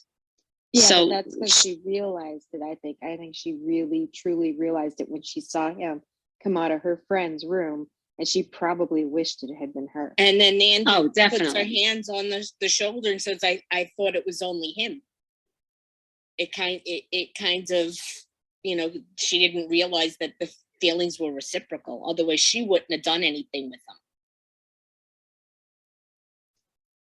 So anyway, sorry, John. So you don't like the crying scene? Nope. None of this has convinced me otherwise. I think that it's just it's so much more interesting when you see a character struggling against tears than when you see them just explode in tears. And I don't think that this moment, I don't think that it was earned. I don't think narratively we've earned it for us to see at this point, for that to affect her so deeply. I do totally think that it makes complete sense, and love the idea that she needs to leave. And I think she could have easily understood that while not like bursting into tears over that. And that doesn't mean that she isn't understanding these aspects, about her own feelings and how they may conflict with her trade and her skills and all of that type of thing. But I just think that it's just infinitely more interesting for that tension to continue to build by a character at this early in the story, struggling against it. And by her crying, she absolutely just released all of that tension for me, like all gone through in that moment. And now I have to spend time building it back up again. So a woman seeing a man she's obviously interested in coming out of her friend's room after having slept together doesn't deserve tears, and that isn't. I would have been crying too. I'm a girl. I like that. As a girl, I would have been hysterical crying. I'm saying narratively, it narratively it completely deflates the tension, because it means that the character has given in to their emotions, rather than what is, I think personally, I just think it's so much more interesting when a character is struggling against their tears. I think sometimes you can't just struggle though. Sometimes you just give in. Yeah, sure. In real life, but in stories, in real life, sure. But in stories, I think that fuels the narrative when you have conflict. When there's conflict with self, conflict with others, that conflict keeps things going. And it's, for me, too early for that particular storyline, to get that didn't feel earned to me. I haven't spent enough time with them, and I haven't gotten enough of their relationship to build for that tension to be released in such a huge amount that way. I kind of get what you're saying, but if there had been more angst in previous episodes between the two of them. But for me, it evoked emotion. I felt I was pained for her. Sorry, go ahead. I think that her actions absolutely worked. Like the fact that she decides I can't be here anymore. But she could have come to that. She could have come to that same thing and shown us, by the way, just because somebody isn't crying doesn't mean we can't feel those tears just like waiting to break, that we can't feel that dam just like struggling to hold in. And it's that struggle that I think is for me, okay, this is just me and how I love story. For me, I am so much more moved by somebody struggling to keep that dam from breaking than the dam breaking itself. So like if you saw her with like a tear, you know, and trying to, you know, like compose herself, that would have been more interesting to you. Yeah, I mean, I don't know, maybe the tear, it depends on how the tear is done. I don't know. Like, if it was like a specific solitary tears. tear dripping down the side of her face, no, I would not have been into that either. It's one single tear slowly going down the cheek and then stopping and like going to her ear.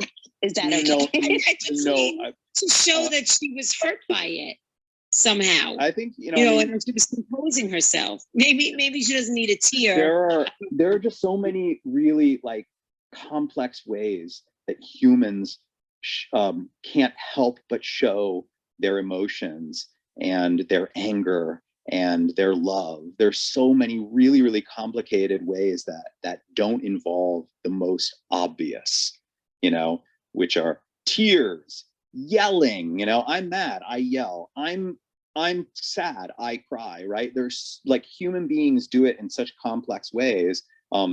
Those things come out in such complex ways that I think that, you know, for me, for storytelling to really like hit that like that top level of character work, I need to see moments that are more like that. And I just, you know, I for me, like, you know, tears of that size too. Like, I mean, that was like really like weeping.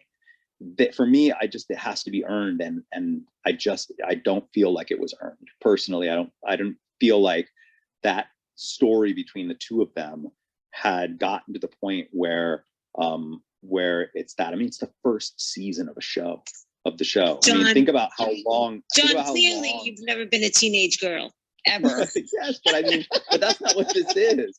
I mean, think about how long they tease, how long they built the tension between Mulder and Scully. You know, when Josie's a teenager and she's crying over a boy that she's known for a week, you need to be a little more. Oh, but right. I mean, yeah, like I can understand that, but but a story about a teenage girl who's crying over a boy, also, I'm not going to be crushed by. I'll recognize it as being honest and truthful storytelling from, you know, when it's your kid crying because of it, well, now we're not talking about story, we're talking about real life. Yes, of course, if my daughter's crying over anything, I'm going to be sad. Break your heart, even though she's only known her for 5 minutes. My only point was that sometimes girls cry ridiculously over things that maybe we shouldn't. Yeah, and like it's not always earned. It just happens. that is true.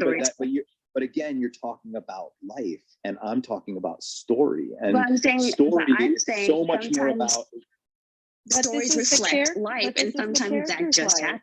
Yeah, this is. I know, but stories need to pull the audience, and maybe that pulled you, but it didn't pull me because I'm pulled by conflict, and so for me that's a release of conflict, like that. You know, for me that's, you know, I want to see her.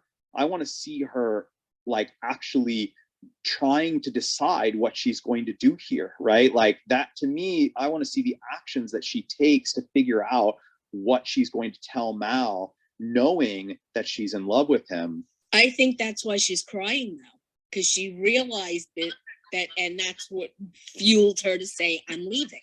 So she can't tell him. Like she has a job to do. I just think that there's that humans in real life, there are so many more subtle and complicated ways that we show our emotions, or that we hide our emotions, but people can still see them, that are more interesting in storytelling because they show conflict rather than release. Not to say that I wouldn't.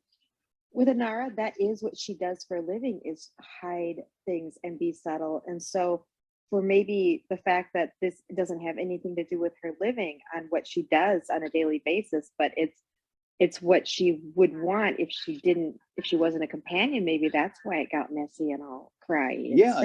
I get that. I want that more earned. I don't want that in my first season of my show. You know what I mean? I want it to build to a crescendo. I want it to build to a crescendo. I don't want it to be that she saw him walk out of somebody else's room, and that caused her to go into the other room and break down. She is a professional. She's, you know, she is able to control herself, right? I want, when that moment to happen, for it to be like a huge moment in the entire series itself. And that kind, that, because then it's that, like I said, I feel like it's a release, right? And so that release will have been really truly earned. And I just didn't feel like it was earned here. I needed to see, I needed to see her. I need to see the Inara that you saw on the ship later, telling him I have to leave, right? Like that, like I feel like that Inara is still where I am with the character at this point, only 14 episodes into, or 13 episodes into a story, into a narrative. I haven't gotten to know them that well yet. I haven't gotten to know them that well, and I haven't gotten to know their narrative, their own relationship that well. And so when I compare it to other love stories that, you know, that really stretch across, you know, multiple seasons or multiple books, this feels unsatisfying and disappointing, because now I can never get that moment back. Like that will, I'll always, you know, remember that that happened, you know, and that will affect any building tension that was to come for those two characters after that. I will always remember that the tension was released early on. Okay, so if that's your least favorite part, what did you like most about the episode itself? The laser gun. Well, Bob has his mic off, so I think he has something to say. Hey, Bob. Yeah, I was just gonna say that. Like, I see what y'all are saying about that, but to me, it wasn't like that big of a deal. Like, it was just kind of there. Like, it was just making that struggle really obvious. You know, like some people are slow and they don't really pick up on all that stuff. You know, it was just like here's the struggle. Like, she goes into a room alone, she cries, she comes back out, and then she's acting all cool. Like, no big deal. You know, like I kind of glossed over it pretty quick. It sure didn't pull me in. I didn't even think much about it. I agree with you, Bob. I do think that it was exactly that. It was designed to like be very obvious. Like, she really cares about him. And I guess that's the part that bugged me a little bit, because there's so many things about the narrative in this that are super sophisticated, that I didn't want that to be so simple. I didn't want that to be for folk, you know, I didn't want it to be a moment between these two characters that was designed to make sure everyone gets this. Okay, so what we're saying is that the men didn't get it and the women did. Okay, moving. I was just gonna say I'm listening to the two of you, and I completely disagree, because I don't think it was designed to make it obvious. I actually think it's designed to show the depth, that there was a depth there that she didn't even realize. And so, like, maybe that's something that women maybe deal with more often, that all of a sudden they're taken over by their emotions, not realizing that those emotions had been there. But that I totally like related to that scene 100. That's fair. Yeah. The idea that you might see something and it regardless of whether or not it actually, I mean, yeah, I get that. I feel like this is one of those things that women would identify with more, because we do hide that a lot sometimes.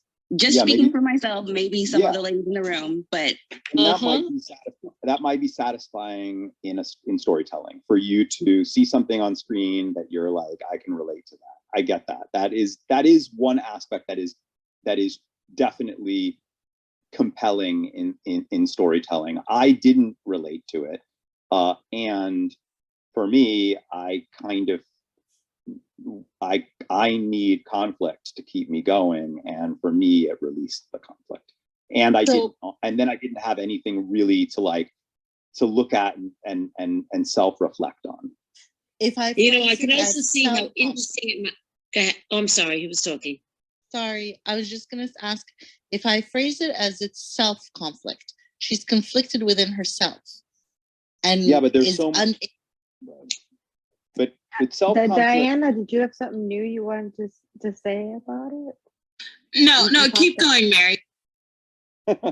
Keep going. Sorry, I said my piece. Like if it's this is her dealing with her own self-conflict, that she thought she had a vision. She thought she was under control. She thought she knew her role and his role and the effect it was going to have on her. And this encounter in the hallway has completely upended all of her organization, and she doesn't know how to. Yeah. Okay, and to that I would say, welcome to being a woman. That is exactly what we deal with every effing day, and like that's how it is. And I feel like you need more Taylor Swift in your life, John. Yeah, but to teach you. I know, I understand, but I understand all of that from an intellectual standpoint. I totally get that. I know that happens. What I'm saying from a story perspective, it doesn't feel earned yet, because from a story perspective, I haven't gotten to know the characters deep enough yet for a moment that big, because I do think it's a big moment, for a moment that big to have that kind of release. And tears are release. There's no doubt about that. Like they're a release of conflict. That's why people cry, is so that they can release a pressure that is building. And so I'm curious. The audience, when you see, hold on one second, when you see a person on screen cry, that is largely a release of conflict for the viewer as well. And if I don't feel like that has been earned yet, to me, it feels like a premature release of that. I know, of course, it happens. Like, I recognize that it happens to everybody, not just to women. But we're watching a story. And so for me, I want the story to have an arc that feels satisfying. So what would the men on the panel have thought? I'm just curious. If you see the scene in the hallway, you skip the scene where she's crying, and at the end, she comes to him and she says, I have to leave.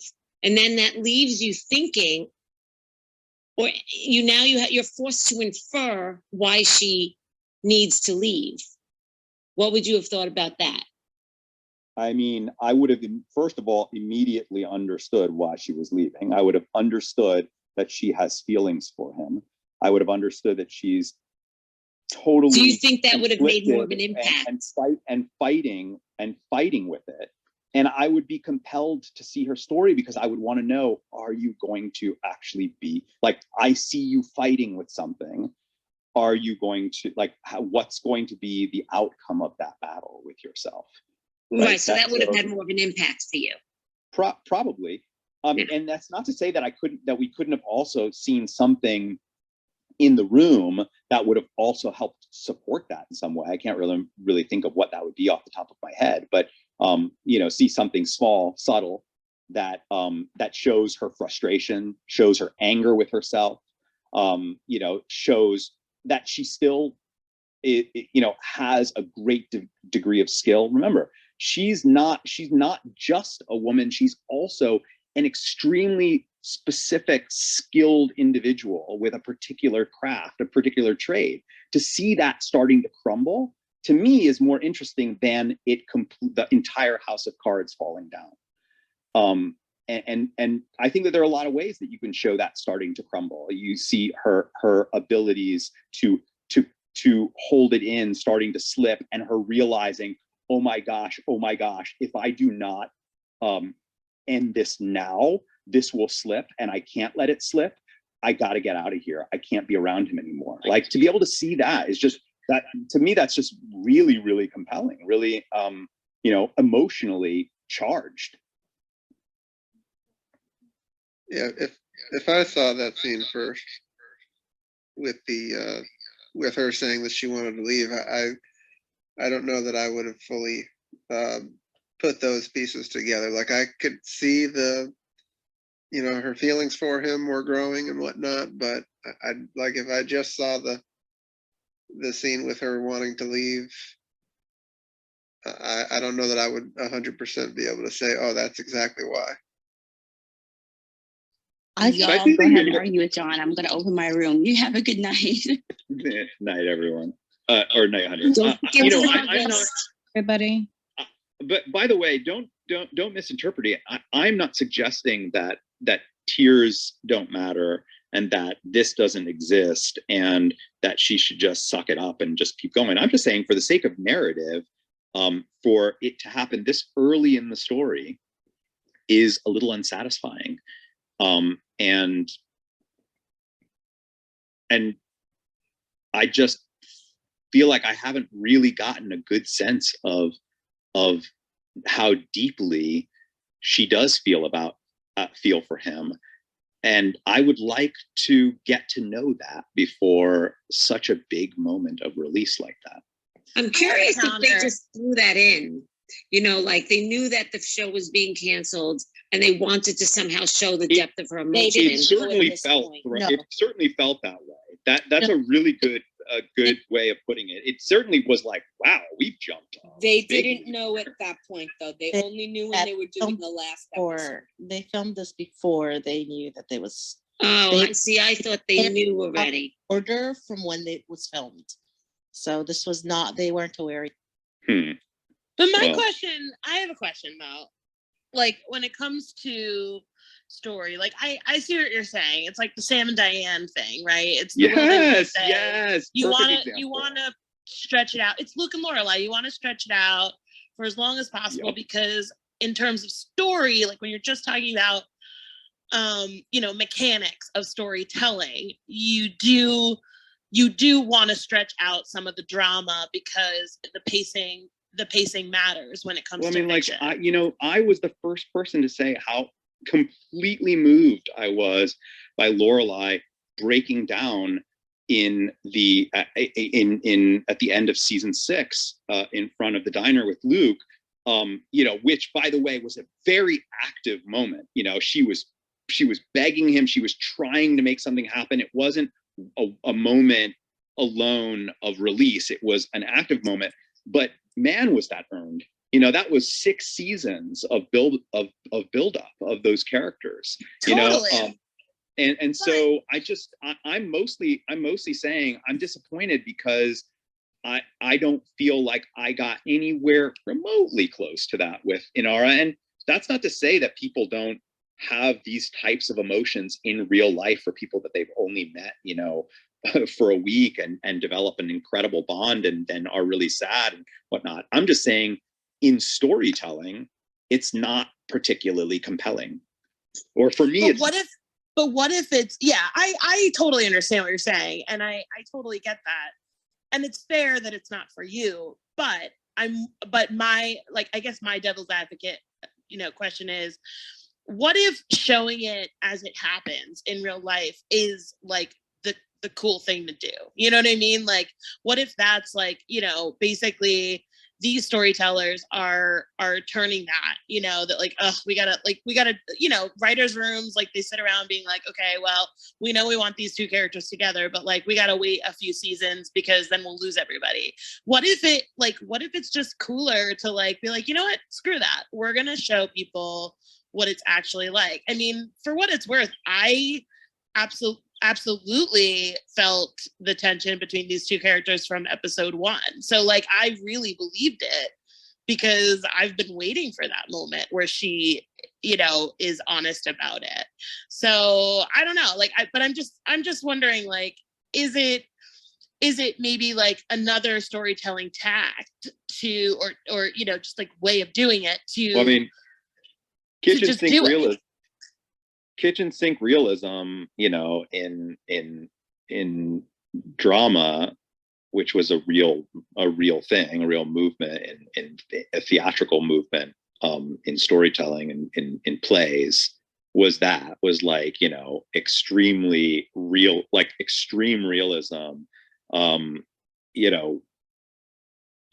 often at the expense of narrative tension. It definitely is an important place in theater history, but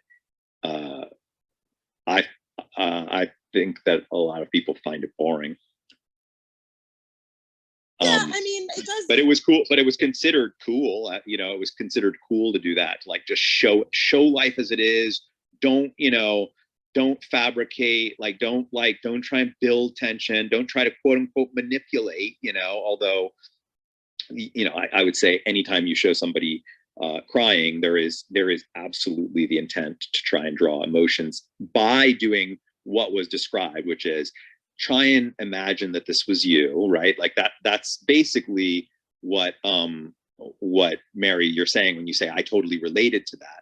You know, that's something that a writer would know like, oh, you know, there are a lot of people who are going to see those tears and remember the times when they've been in a similar situation, and that's going to cause them to also get emotional.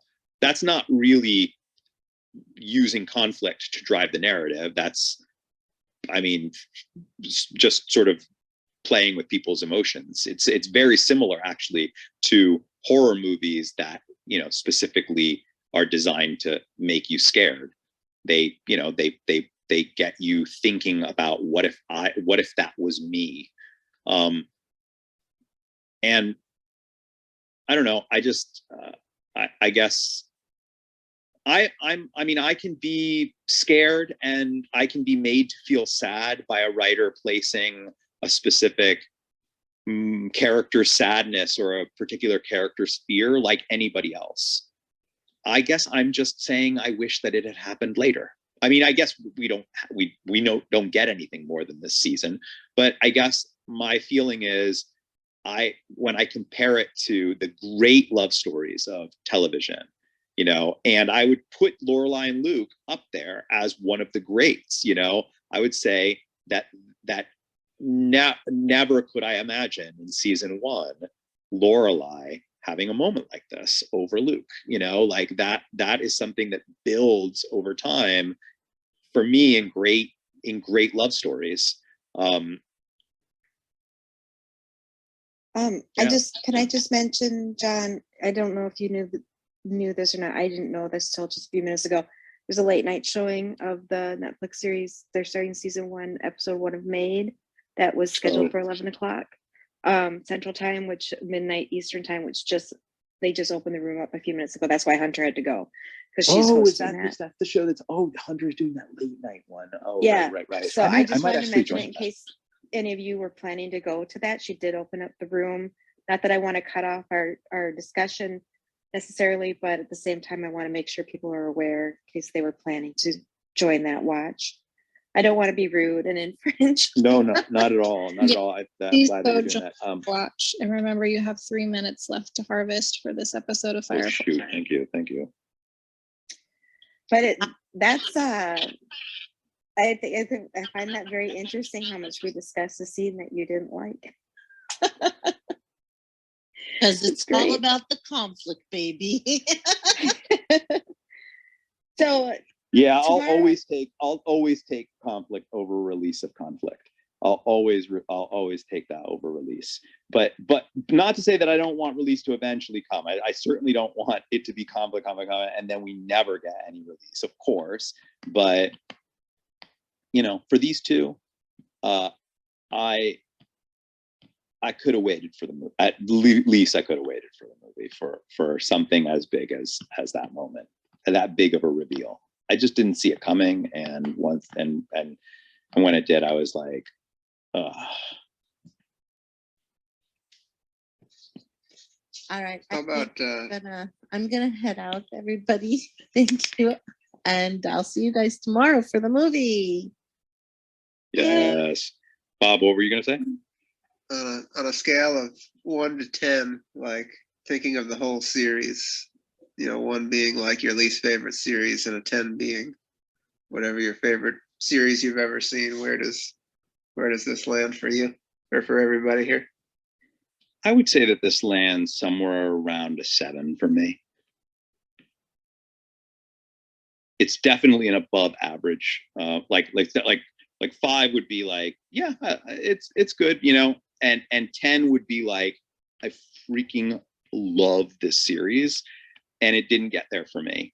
But I would say that it definitely got into the this is really a great series, which I would say like 7.5, somewhere between 7 and an 8. We'll see if I'm if pretty it's the close. same or changes tomorrow for you guys after you watch the movie. Maybe, although haven't I heard that like some people really like don't like the movie at all? Right, that's what I mean. It'll be interesting to see because you haven't, well, and your expectations of what the movie would be may not be the same as people who waited 3 years for it. To Right, wrap up the that's story. totally true, right? With the fandom, does the fandom mostly like the movie, or do they feel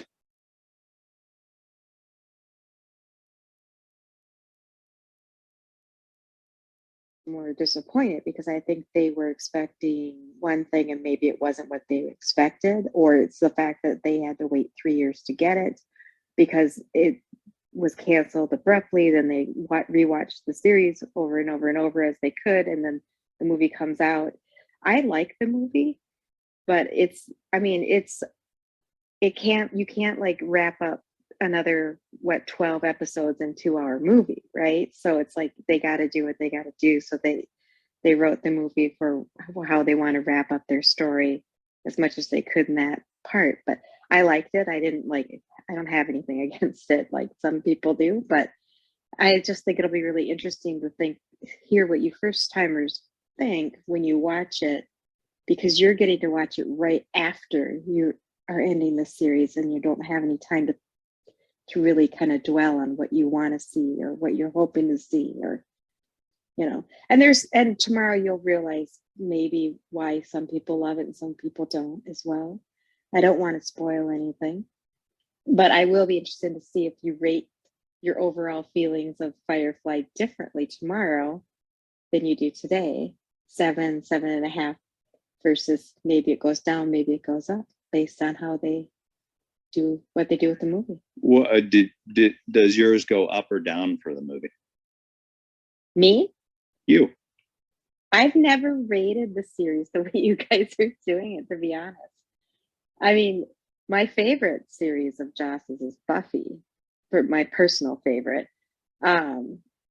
So to me, if I'm going to rate it against that, I would say it's lower than Angel, but maybe higher than, I don't even know. Dollhouse. I guess I prefer.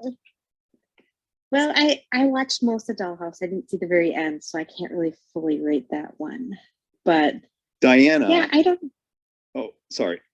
I was just gonna say I don't know. I guess it's not my favorite. It's not my least favorite thing. I mean, I don't live and breathe shows as much as some people do. I just either really like them or I don't, or I love them. I really do love Firefly for what it was, but it's incomplete. So it's harder to rate that way. It's not a full story to me, like Buffy, Angel, and other things are, Alias, Lost. Yeah. Diana? Yes.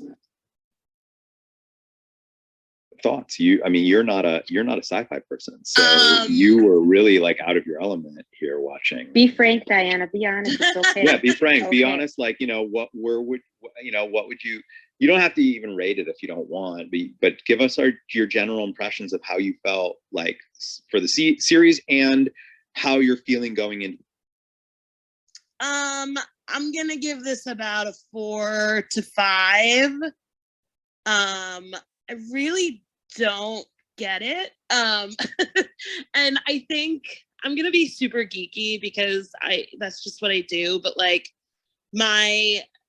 I was listening to a podcast the other day about American Reconstruction after the Civil War. So like that's like kind of my jam, is like learning about stuff. But it just got me. They actually mentioned Firefly being Joss Whedon's, take on Reconstruction.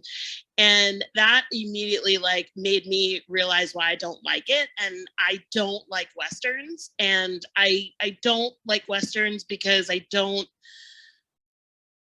really love the storytelling technique of, sort of American exceptionalism and like, the frontier and going west and like that whole thing. And so the idea that this is a show that's about, you know, the Reconstruction idea is about like, you know, and the American West idea is, you know, the losers of the Civil War were like, well, we're going to expand west. And, you know, it's sort of rooted in, for me, like a lot of like not so great stuff about American culture. So I don't like love that idea.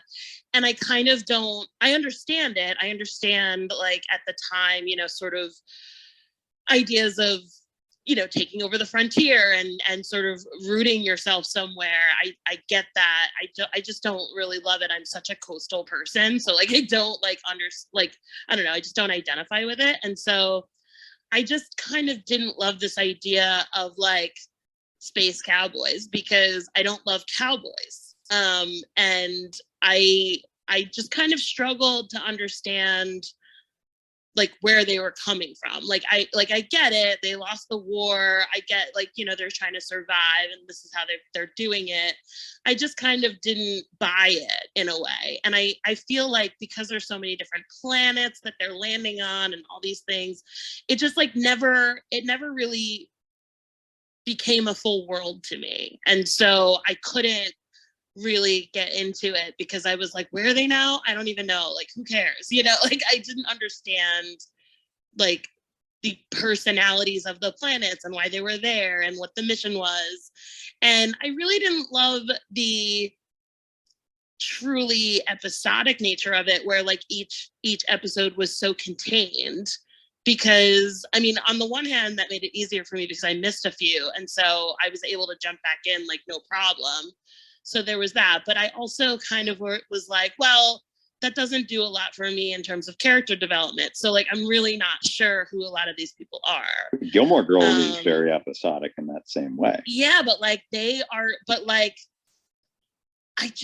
world is so much more like grounding for me. And so like, I know who they are. Like, I know who everybody is in that show. So like, that doesn't matter to me. Cause like, I'm totally like everything they do for me is like totally rooted in like. You relate to the protagonists much more than you relate to these. 100%. Like I also like, I definitely prefer things that are rooted in like very real world stuff rather than real world feelings, you know, like I like the idea that like, yeah, this could happen tomorrow to me, you know, like that type of stuff.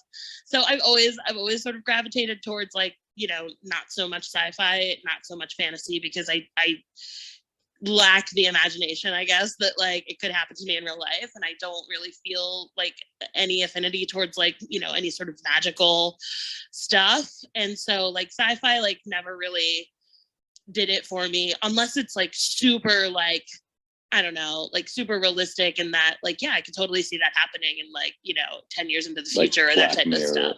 Like 5 minutes in the future type. Yeah. Yeah. Or like, or some kind of comment on our current world of technology. Like, you know, to just to play devil's advocate. Yeah. To play devil's advocate, you know, we agree that this is a science fiction interpretive take on what would be historical fiction, right?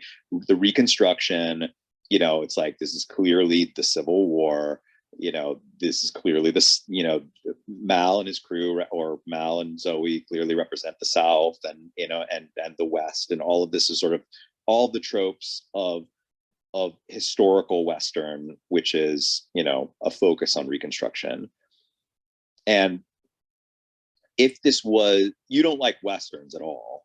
No.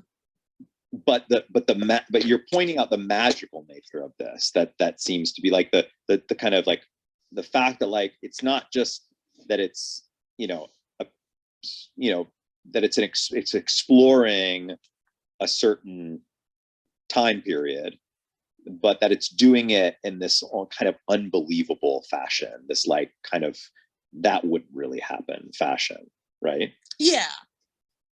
But what about musicals?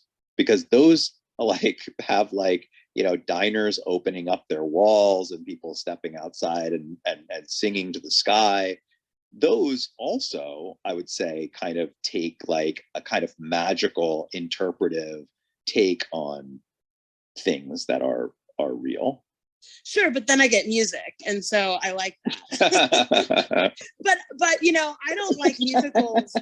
I really don't like musicals that just have singing and dancing for the sake of singing and dancing. Like those piss me off.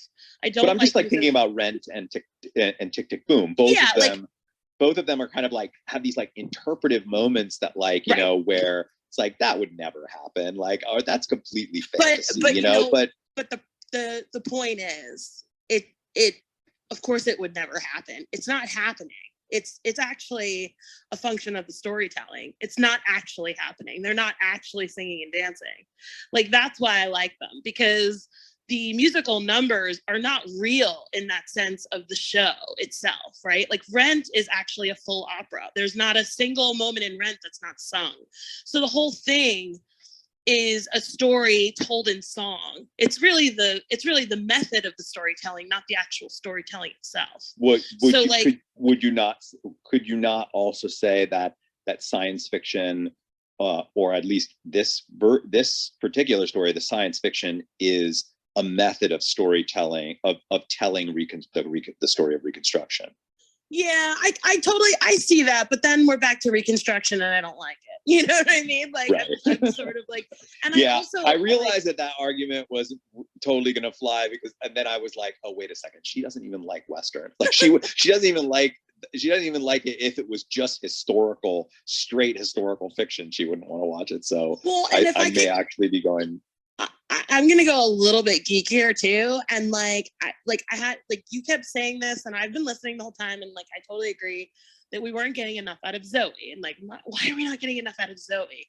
And I started to really think about it, and it started to make me mad because I'm like, first of all, it's played by a Black actress.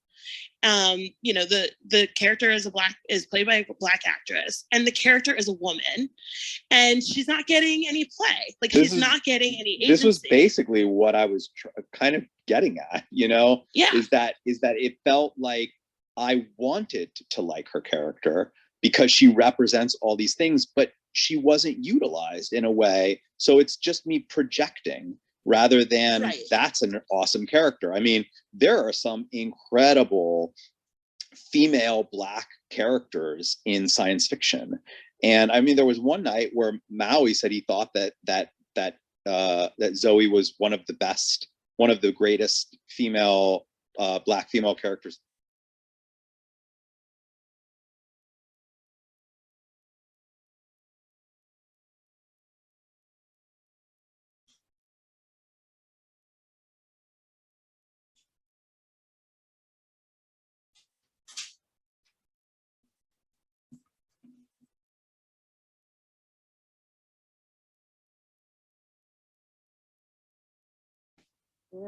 Laura, Uhura. her character, she's not as high in command, even though she's an important character in the show, especially at the time when that show was created and made and all that kind of stuff. But I don't know exactly why Maui considers her to be that level of importance, and maybe it has to do with the movie more than the TV show itself, because she's still the same character. But also what's really interesting is that Zoe is presented as this real solid character that everybody leans on, and that's not being heroic. You know what I mean? She never gets to, she has moments where she gets to be the hero, but we really love Zoe because she's always there and she's always going to do the right thing and she's pretty solid, and and I think that that's kind of selling her short in a way. She doesn't actually she's the support, right? And it kind of makes me bristle a little bit. I was like, oh, of course the woman is the support, she doesn't get to be the hero, you know what I mean? I kind of get that that feeling about it. And yeah, so I wanted more from her, and I felt she was being written out of the story. That is actually how I felt. Big time. And That's totally how I felt. I don't love that this last episode, the villain is this black man. Yes. Who like fully intimidates. I'm so glad that you said that. Oh my God. It was absolutely horrific to watch. Like, I hated every second of it. I was like, can no one else see what's going on here? Like, we have this black man, very good looking, by the way, but like, he's very menacing. He's tying up the innocent white young woman. I was like, this is really racist. Like, I absolutely felt that way.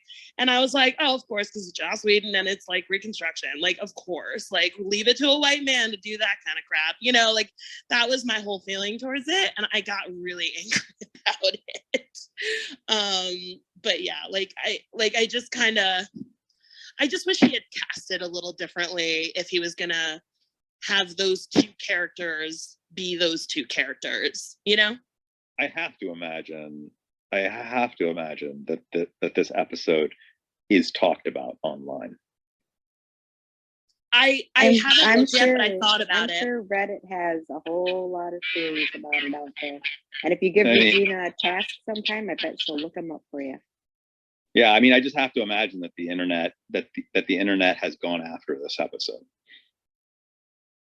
It's also like it has so much potential. Like, you know, it has like the creepy factor. Like, I enjoyed watching it until that moment, and then I was like, oh man, are they really gonna do this? And like, I love Jewel, like the actress. She was on a Disney Channel show that I was obsessed with when I was a kid, and so I love her. But I just didn't like how she kind of went in and out of like being the cool mechanic and then being innocent, like, you know, like wide-eyed, like, oh no, like what's going to happen now? It was almost like if we had railroad tracks, she would have been tied on them. You know what I mean? Like, yeah, it was so like tropey, and I hated it. Oh my gosh, I didn't even think about the tied to the railroad. Yeah, it was thing. so lifted from like, you know, all those tropes of like, you know, American Westerns that I really just don't. Yeah, I mean the mustache twirling. I mean, I have a problem with that in general when you've got a villain. It's probably the main reason, like, regardless of the actor's race, that like really, when I see a villain like just totally one-dimensionally twirling that mustache, yeah, you know, like just no dastardly beyond belief, I just am like, really? So you guys, you know, Mary just sent me a message. She must still be listening through Alex. She said all previous villains in the series prior to this episode were white, and she wanted that noted. That's true, but they also had more depth. Like, there was I didn't really understand like what was going on. Like, you know, I was just like, okay, like I understood the previous villains. Like, I kind of knew why they were there. And this one, I was just sort of like, what's going on? I thought like Jane's character was probably the most interesting. Just in general. As like maybe a villain, maybe not. I actually, you know, again, like for me, you know, regardless of the actor's ethnicity, race, for me, like just a dastardly villain is just hard for me to watch these days, because we have so like story has evolved, especially on television, where villains are just so much more complex. And I would say this is it's a true. 20-year-old villain, though. We got to remember. Yeah, it is a 20-year-old villain. Totally, all of them were. But I was going to say all of them are, to a degree, all of the villains that were in the series, or most of them, I guess, were pretty dastardly, you know. There wasn't really much there, you know, like Gorka, what was his name? Gorka? Niska, you know, like a character like Niska was just like, you know, everybody was just you know, the villains were very much designed to serve our heroes rather than being people themselves, all the way up through this last villain. I don't disagree with that. Yeah, I mean, it kind of felt like Buffy in that way too. You know, a lot of Buffy villains like just kind of pop up out of nowhere, but like, you know, like I won't get into it more, but like that is like, you know, kind of how I felt. It was just like, oh, this in this episode, this is the villain. Great. You know, like Yeah, they got their episode storyline. But that's such a Western, right? Like it's bad guys versus good guys. Totally. So like it's totally that. It's cowboys and Indians. It's bad guys versus good guys. It's exactly what you said. It's the guy in the top hat with the mustache tying the damsel to the railroad tracks. You know, it's very much those are all tropes that we've seen a bunch, specifically in the Western genre. And I think that Joss and the series really had fun with a lot of those tropes. There were a lot of really great places where those tropes were done in very unexpected and very interesting ways. But in a lot of the in a lot of the actual storytelling aspects where you actually have conflict being built, leaning on a lot of those tropes, I think personally, I would have been more satisfied if they hadn't leaned on the tropes for some of the deeper storytelling. But I also will say that current shows are able to avoid a lot of those tropes specifically because they're serialized. You know, the fact that you have to wrap up an episode in 45 minutes means you don't have a lot to work with. You don't have a lot that you can build to the next episode, and because of it, you know, storytellers do often, when they are forced to like tell a very small story, do lean more heavily on things we've seen a million times. You know, to give us our villains and our, you know, to make sure that in this 45 minutes, you get everything that you needed to get in order to have a story. And I think that was probably the reason for it. But, you know, the actress who plays Zoe is in Alias. And I really like her in that show. I just want to say, so if you ever watch Alias, it'd be interesting to hear what you think to compare this. Sorry, I actually came back because I needed to defend Zoe. Because I heard a line, I went into to make sure my iPad was working for the recording. I heard a line that Zoe's not the hero, and Zoe is always the hero. Zoe's always the one making the amazing shot. She saves people over and over again, but she does it in a very understated way. She's the one making nothing. So I totally agree. I totally agree. That's my criticism, though, is that she's the most solid person on that ship. She is the most reliable person on that ship. And she never gets proper credit. She never gets to have her day. She never gets to like have a moment where she's just like, you know what, like, this is what I need from you. You know, like she never gets to do that. And that I think is kind of upsetting because she is the hero. She is keeping things together. She's the glue. Sorry, I thought a hero, hero does not necessarily make a protagonist. Yeah. You know, and you don't get a story until you have a protagonist. And everybody gets, you know, there are a variety of characters. Obviously, Mal is the main protagonist of the show, right? But each character has the opportunity to be the protagonist in their own story. And I can see Jane as a protagonist in his story. I can see River and Simon protagonists in their story.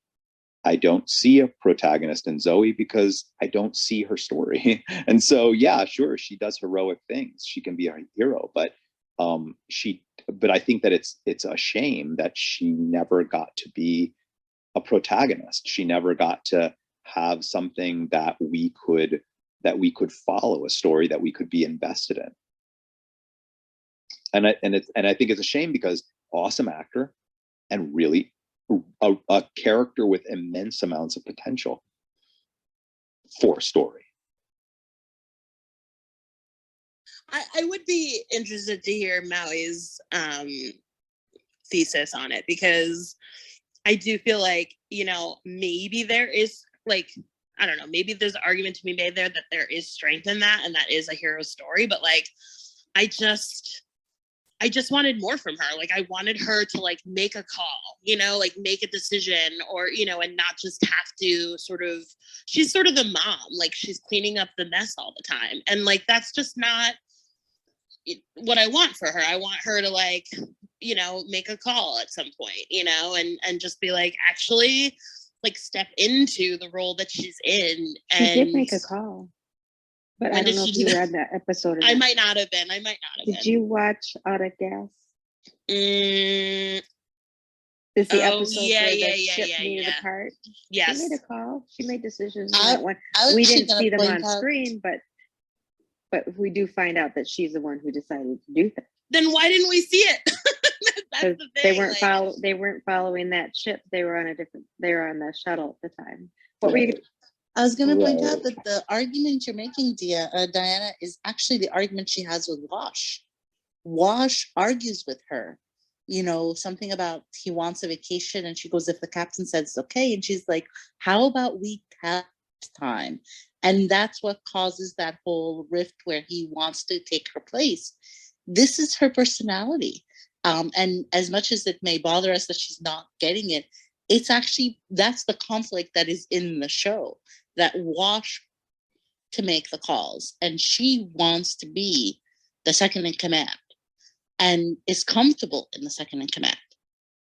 That's really compelling though. Like you know, so like I would love an episode focused on her where we see that internal conflict that she's having, that we see her, you know, like coming to terms with the fact, or just being honest about the fact, like directly, that like she's comfortable in that role and like what that means to her, you know. Like I think that would be interesting to explore. And you know, I feel like every character got at least 1 or 2 episodes where it was like kind of solely focused on them and like their motivation. And that's just something that I feel like we just didn't get from her. So I would love to, like, you know, in the same way that in Ara, we see a private moment, you know, we see a private, you know, release for her. And that is, for some of us, kind of powerful, right? Because we're like, oh, that's what she's going through. Okay. I would love to see that from Zoe. I would love to see her reckon with the idea that she is the support figure on the ship and what that means. And, you know, not just have an argument with her husband about it, but like really kind of internally go through it. Maybe we get some more backstory on her, like why she's that way, you know, like why she came to be comfortable that way. You know, I think like we would have gotten there. I think we would have gotten there if they'd gotten more episodes. I think they were kind of heading towards her next, because when you look at what they were doing in Heart of Gold with her conversation with Wash and wanting to have a family in the future and things like that, maybe they were kind of moving it along that direction to give us more Zoe. That's another thing, is that I like the whole. I agree that we were likely going to get a lot more from Zoe and probably a lot more from River and Simon.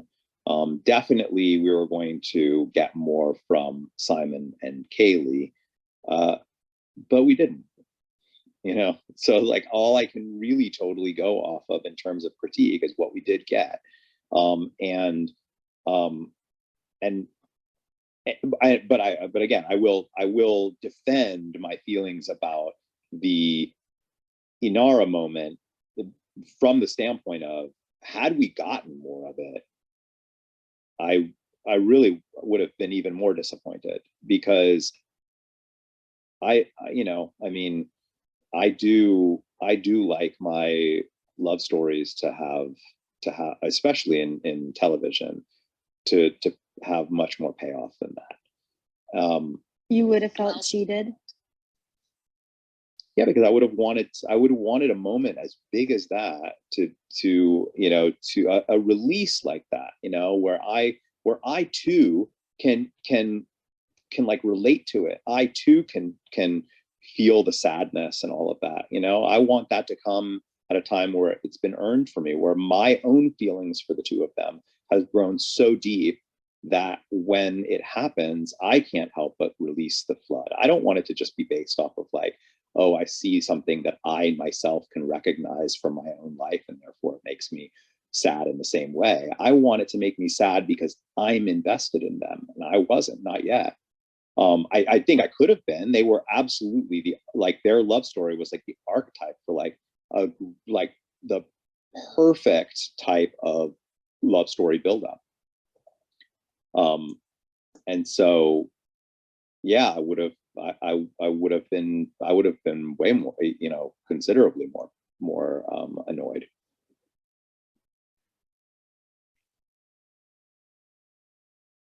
Wow. Well, and Diana, I'm glad that you felt like you could be honest and say what you think. And oh yeah, but this is part of why I would have a hard time like truly like ranking Firefly over all the things, because I thought you were going to like say this is why you truly would have a hard time having somebody rate Buffy in front of you. No, people can rate Buffy. No, see, I don't need everybody to love everything I love. I perfectly respect that people don't like the same things that I like or that I love, and I have no problem with that. If somebody is willing to give it a shot and they don't like it, fair is fair. That's the way it is, because I don't like everything that other people like either. So. Yeah, totally. I mean, there have been like plenty of shows that I've been like, oh my God, this is incredible, you're gonna love it, and then like they don't, and I'm like, what? So if people come in and they watch Buffy and they tell me, oh, I just don't like it, or I don't get it, or it's crap. All right, you can think that, but I'm gonna love it anyway. And I have my reasons. And I could tell people why, and they might not agree, and that's just the way it is. So, Firefly, I really love Captain Mal. I love that character because I think that if we'd gotten a lot more of him, he's very layered in different ways.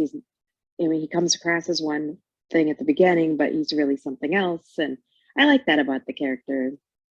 And and I like Jane. I really like Jane, even though he's kind of a jerk at first. And I like the characters. I like it's a character driven show more than a science fiction show, but it's set in space.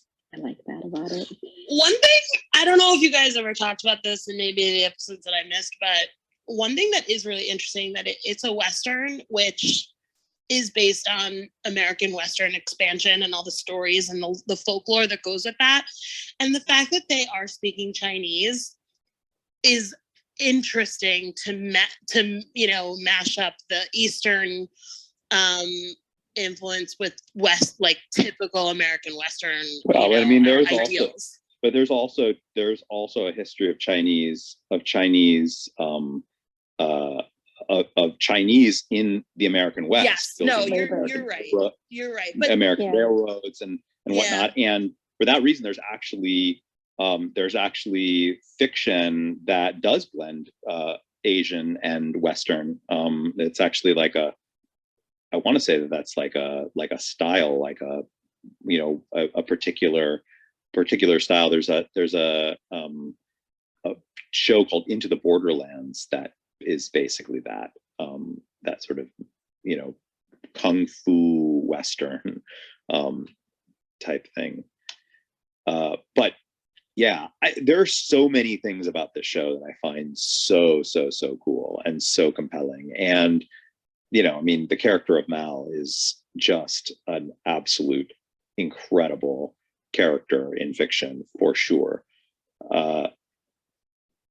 I think that the biggest problems that I have with the series really boil down to the fact that we didn't get more of it, and because of it, there are aspects of it that I feel unfulfilled from a storytelling perspective. Simply from a storytelling perspective. And I'm somebody that for me, like, it's not enough to have my emotions manipulated. I really do need to have something that somebody that I'm rooting for, and for you to root for somebody, they have to be struggling against something, and so that's all I'm looking for in all of my characters that I'm following. And if this was going to follow the same kind of way that Joss did Buffy and Angel, which he had done before these, or it started before this one, the way he layers his backstories in, they don't all happen just at the beginning up front. You don't get to learn everything about a character and then they just go. He reveals things as that goes on, even season to season. I mean, you learn new things about characters seasons down. Like in Buffy, you might get introduced to the core characters in season 1, but there's things you learn about them in season 3, 4, 5, 6, and 7 that you might not have known from season 1. And it's just the way he kind of develops those kind of things, so that you just don't know everything about them, and then stuff just happens. But and I think Firefly would have been the same. There's obviously a lot more backstory to these characters that we could have learned that we hadn't learned. That's just not there. So yeah, a lot of I think actually you hit the nail on the head. This season feels expositionary, or expositionary, which is the one? Are they both technically right? I think they're both right. I want to say expositional. I think it's expositional. They are exposition. This season is expositional. It really is mostly feels like getting to know characters, and we haven't really. It never feels that the story really actually enters into an act 2. It feels like we're still lingering in the first part of act 1 of a larger story that would be told across 7 seasons. And that's why I would say, when you ask me if I would have trouble hearing people rate Buffy, I know people don't love season 1 of Buffy, but I think if you really want to give a show like that, especially knowing it has 7 seasons, a chance, you really have to at least go into the very beginnings of season 2 to see if you truly can get into it overall long term. It's 12, 13 episodes the first season, and I like it. I think it's fun. But I also like the movie that some people hated. So, it's campy. Did you like the movie, Mary? I've never actually seen the movie. Are you talking about Buffy? He's asking about Serenity. No, Serenity. Oh, I love the movie. I heard you guys talking. I was on Clubhouse. I love the movie. And again, I want to preface this with I was in the same place you guys were. I didn't watch it live, so I just went straight into the movie, and I absolutely loved the movie. Yeah. Do you think the movie changes your perspective on the series any? Perhaps. That's I think I haven't thought about that one. I'll have to reflect a little bit. I see it all. So when I say to you guys, when I say in the preamble, be careful of spoilers, I see it all as one long story. I don't have the same divisions of this happened in this episode and this happened in the movie. So I see it as one continual story. So I would have to say yes, because what happens in the movie informs for me a lot of how I feel about the show too. So I'd have to say yeah. Okay, that's cool. Well, and I think I'm that's very much looking forward to it. I think that's also why, if you were to read, you were saying that you hear that some people really don't like the movie, and I was saying, I think it's because of the expectation going into it. Mary was somebody who watched the series and went right into the movie, but I do think even if you had a time gap, the movie is going to make you maybe think of some things in the series differently. But that's the whole point, right? It's them trying to kind of give you a wrap up of the overall story they started that they didn't get to finish. So hopefully watching the movie will help you have some maybe different viewpoints for some things, or maybe complete some things or something. If you don't have anything at all, then I think it's funny because I think my perspective, it's funny. You and I love the same thing, but I see it from a different perspective. I think it's the opposite. I think if you went into the movie with high expectations as to what you muted yourself. You muted yourself, Mary.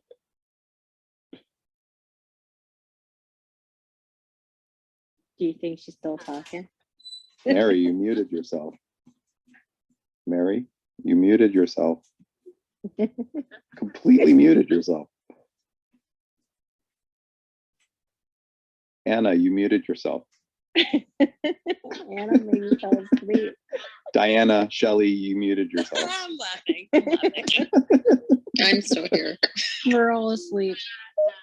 Maybe something happened I to know. Mary. Maybe Well, she wait a got second, Hannah. frozen. You're on the West Coast. I mean, Mary is. I'm an old Mary is. Maybe Mary's clubhouse froze on her and she's trying to get back. It's in. very That possible could that be. Mary's clubhouse is broken. But Mary and I do like a lot of the same things for very different reasons, and we do look at things very differently, and that's part of the reason it's so fun to talk to her about stuff. And for me, because she makes me think about things in a different way, and I think that's a really good thing. So I don't know. I just think it's going to be fun to hear what you all think at the end of tomorrow's movie. Mm-hmm. And I don't know. Do you have predictions? Mary had to leave. I do expect that we'll see at least one spinning back kick from River. Did we ask you I'm that? going to be predicting that until final credits. I have a feeling I'm going to be predicting that until the final credits of the movie. Oh, you are so funny. We're gonna be watching a completely different show, and he's gonna be like, "I know what's gonna happen." We're gonna get River. Expect that joke to never leave.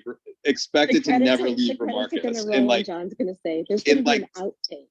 In 10 years, that joke's gonna still be alive. Yeah, It needs to be on a T-shirt or something, like River Roundhouse Kid. Oh my gosh, where is Megan? Where is Megan Sennett when we need her to give us a good T-shirt meme? All right. Well, I hope. Oh, Mary's back. Mary's back. Sorry, my phone died and then it wouldn't charge again. Oh, okay. Well, from our perspective, you were just a muted, muted, and we kept saying like, Mary, unmute yourself, and you wouldn't unmute yourself. Sorry, guys.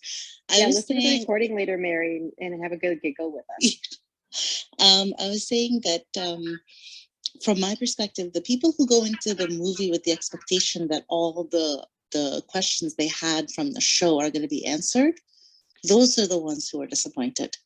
I think if you go in with the idea that this movie was made for people who had never seen the show, they wrote this movie as if it could be a standalone movie and as if it could satisfy the people who know the background a little bit more. So that's cool. That's an important piece to keep.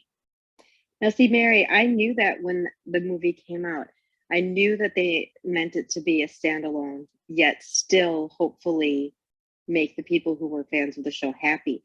So I wasn't disappointed when I watched it. But there were people, especially people who probably contributed towards trying to get it up and running, who wanted something different than what they probably, than what they say they got. But I do think that to a certain degree, they were trying to give some kind of conclusion to the story, even though they were making it a standalone at the same time. So I didn't go into it thinking, oh, this is going to be like episode 15 and it's going to wrap everything up and all that kind of stuff. And I enjoy it. I enjoy it when I watch it. I like the movie. And actually I got to go see it on a free pass. I think I had like a preview for it when I went to see it. I remember going to see it with a bunch of people dressed up, and it was a preview thingy, and it was a lot of fun. But there were people who were unhappy in that screening that I went to. I always saw it as I predicted in my head that this was planned to be sort of every 5 years they drop another movie and it's another season. Like Joss has spoken that he had, I think, like 5 seasons mapped out in his head as to what he wanted to have happen. So this was supposed to be a slow burn show.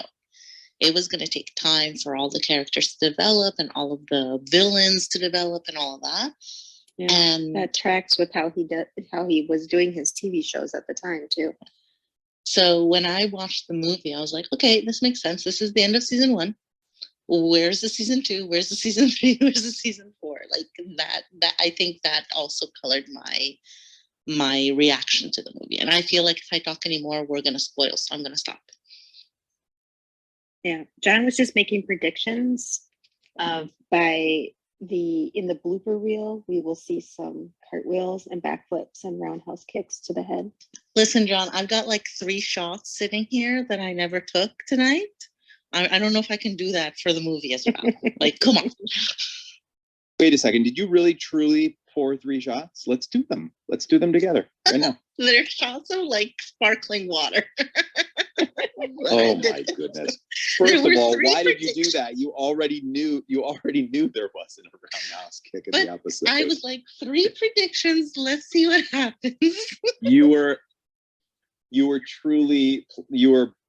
being a good sport, even though you knew full well that I wasn't going to win any of them. John, I take every bet, whether it's good or bad. It's fun to play. Although I will say that you could interpret that moment where he says he's not a shepherd as a prediction that did come true. That we got a little bit more about Shep. Not much, but we got a little. You're getting at least half a worth shot, a sip. period. Just a sip. She did half a sparkling water shot. Done. Well, all right, everybody. This was actually a pretty big episode discussion. Big discussion. Although, you know, what we ended at 9. We ended at 9, which would be, and then technically both episodes get 45 minutes. So really, like, we're only 15 minutes over if you give both episodes 45 minutes. Yeah, it's not bad. We're also Right? discussing the end of a whole series, right? So it's Yes. also And a then little bit more than. Yeah, the end of an era, we'll say. John, ask Mary your question about rating the series that you asked. Oh, me. yeah. Well, Mary heard what my rating was because she was listening through Ellen. No, I wasn't. I came in when we were talking about Zoe. I just was afraid. I gave it in between a 7 and 8. You know, depending on the episode, I might go 7. You know, I might sort of be feeling 7. Or if we're watching a really good episode, I might go as high as, say, I think this show is an 8. But I wouldn't put it like at a 10. I wouldn't say that it's like, you know, for me, like a 10 is like, oh my God, I love this series. It was lost, and it never got there to me. For 10 me. was lost. Okay, so 2 questions. 1, did any single episodes, make it to 10? Or would you have to do a rewatch to decide? I think I'd probably have to do a rewatch to completely decide on that. There were some episodes that I really loved. I really loved the pilot. Like, that pilot was really good. You know, for a pilot of a series, I thought it was awesome. The second half of the pilot is some of the best of that. Yeah, I think that the second half of the pilot is actually like probably the best episode, if not one of the best episodes of the series. I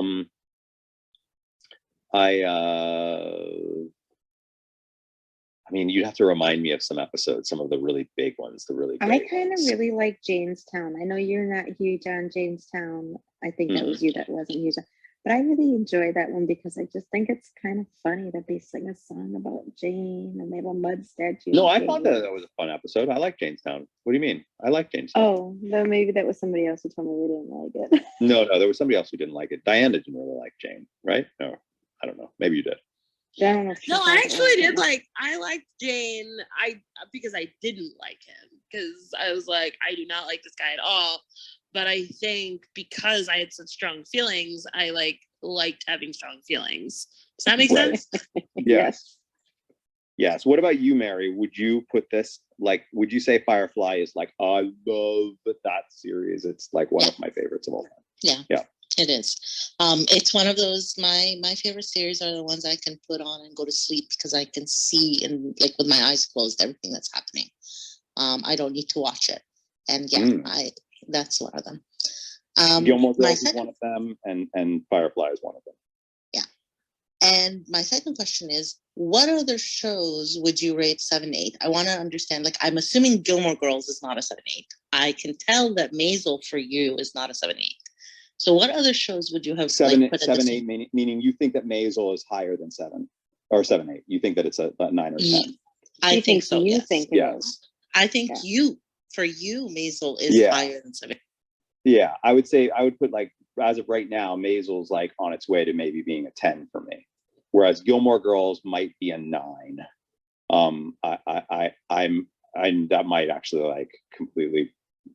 That might be devastating news to members at Remarcus, but I'm right now right now so into Maisel in a way that's just very much like my favorite shows of all time type thing.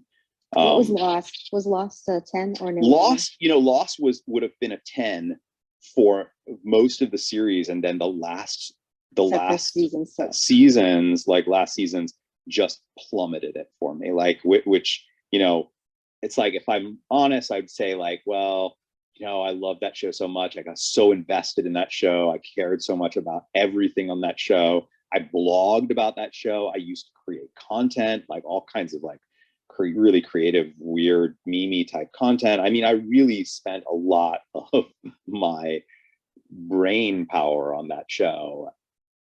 And so for that reason, you would imagine a 10, but I was so disappointed in that last season.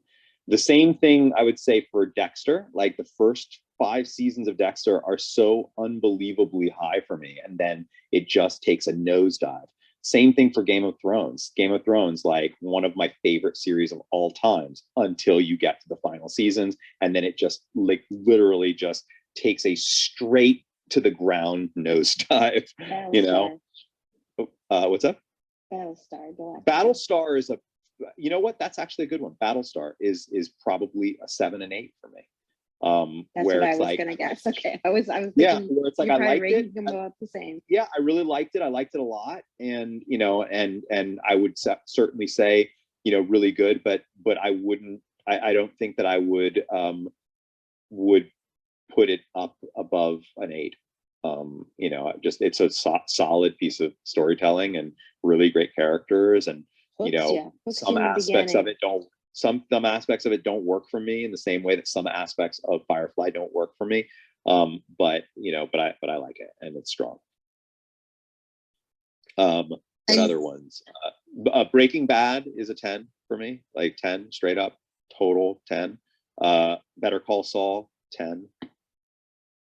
What hits your number 11? I don't do that. I was gonna say, what's the point of having a 10 if you have 11 after? I know that people. I know it's like, oh, that's an 11 for me. It's like, wait a second. Turn the volume scale up is to not 11. 1 to 10. It's 1 to 11. What? You got to turn the volume up to 11. I'm just saying, there's got to be something that kind of surpasses them all, right? You've got to have. I mean, it's really hard. I don't rank shows on numbers. That's why I'm curious. This is like interesting. First season of Fargo, I would put up there as a 9 or a 10. Second season of Fargo, which a lot of people really liked, I would put at like around a 5 for me. See, I was going to say, I know that a lot of people have argued that it's sort of a blessing in disguise that we only got the 14 episodes of Firefly, because we can excuse a lot of its failings with we didn't get enough. But if we had 3 or 4 seasons and they had gone bad, we would have been like, well, it was bad from the start. You should have seen it, that kind of thing. Well, that's what I mean when we talk about Zoe. Those of us who do not feel satisfied with that character, it's hard. It's hard for me to accept the response of, yes, but if it had gone and if it had gotten more episodes for this season, I really think that the character would have started to really develop in the second half. And I can agree. I think that's a very good hypothesis, but I feel like that's not weird way, like that basically is making an excuse for what are at least in those 14 episodes, a bit of a failing, at least for me, a bit of a failing. Well, I the would reason have liked I that believe character to that be would have stronger. happened, I believe that would have happened because of the other shows that I've watched and the trend he does with certain types of characters. He has like, yeah, maybe so. I mean, I don't know. I don't know. What do we have? 9 characters on this. We have 9 main characters on this show, and out of 14 episodes. And the only reason we know a lot about River doesn't have a lot of super big moments in particular throughout the series, but we know a lot about her because of what we learn from her through her brother, him telling them about her. But I just feel like he hadn't gotten to all his characters yet. Yeah, I totally buy that, and I think that is the most likely explanation for why a character like Zoe, who absolutely has this massive potential to be just an epic character in science fiction, is super unfulfilling in these 14 episodes, because probably he was waiting to, for later episodes to sort of, to really focus on her character. I think that River is, I mean, I know that she's got kind of that annoying, just like non sequitur, weird way of talking, but I actually was pretty drawn into her story. It's connected to Simon's. It has to do with who is she, and the, that them essentially being on the run and being trusted and betrayed by other people. She's the serial aspect of the show. And her behavior being erratic and being her worst enemy amongst this crew, who's becoming more and more distrustful of her because of it, but she can't help it because, it's like all that stuff's like really, really fascinating, and it makes for very compelling storytelling. And to me, she's the serial aspect of Firefly versus the self-contained episode. That is true. Yeah, that is definitely so true. Like in place of in Buffy, where I referred to, there's the serial aspect of the overall season villains, so to say. She's not a villain, but she is one of the overall story arcs that goes from the beginning to the end, or it appears to what it would have, because a lot of what they do revolves around her to a certain extent, like definitely with her brother, but them keep protecting her.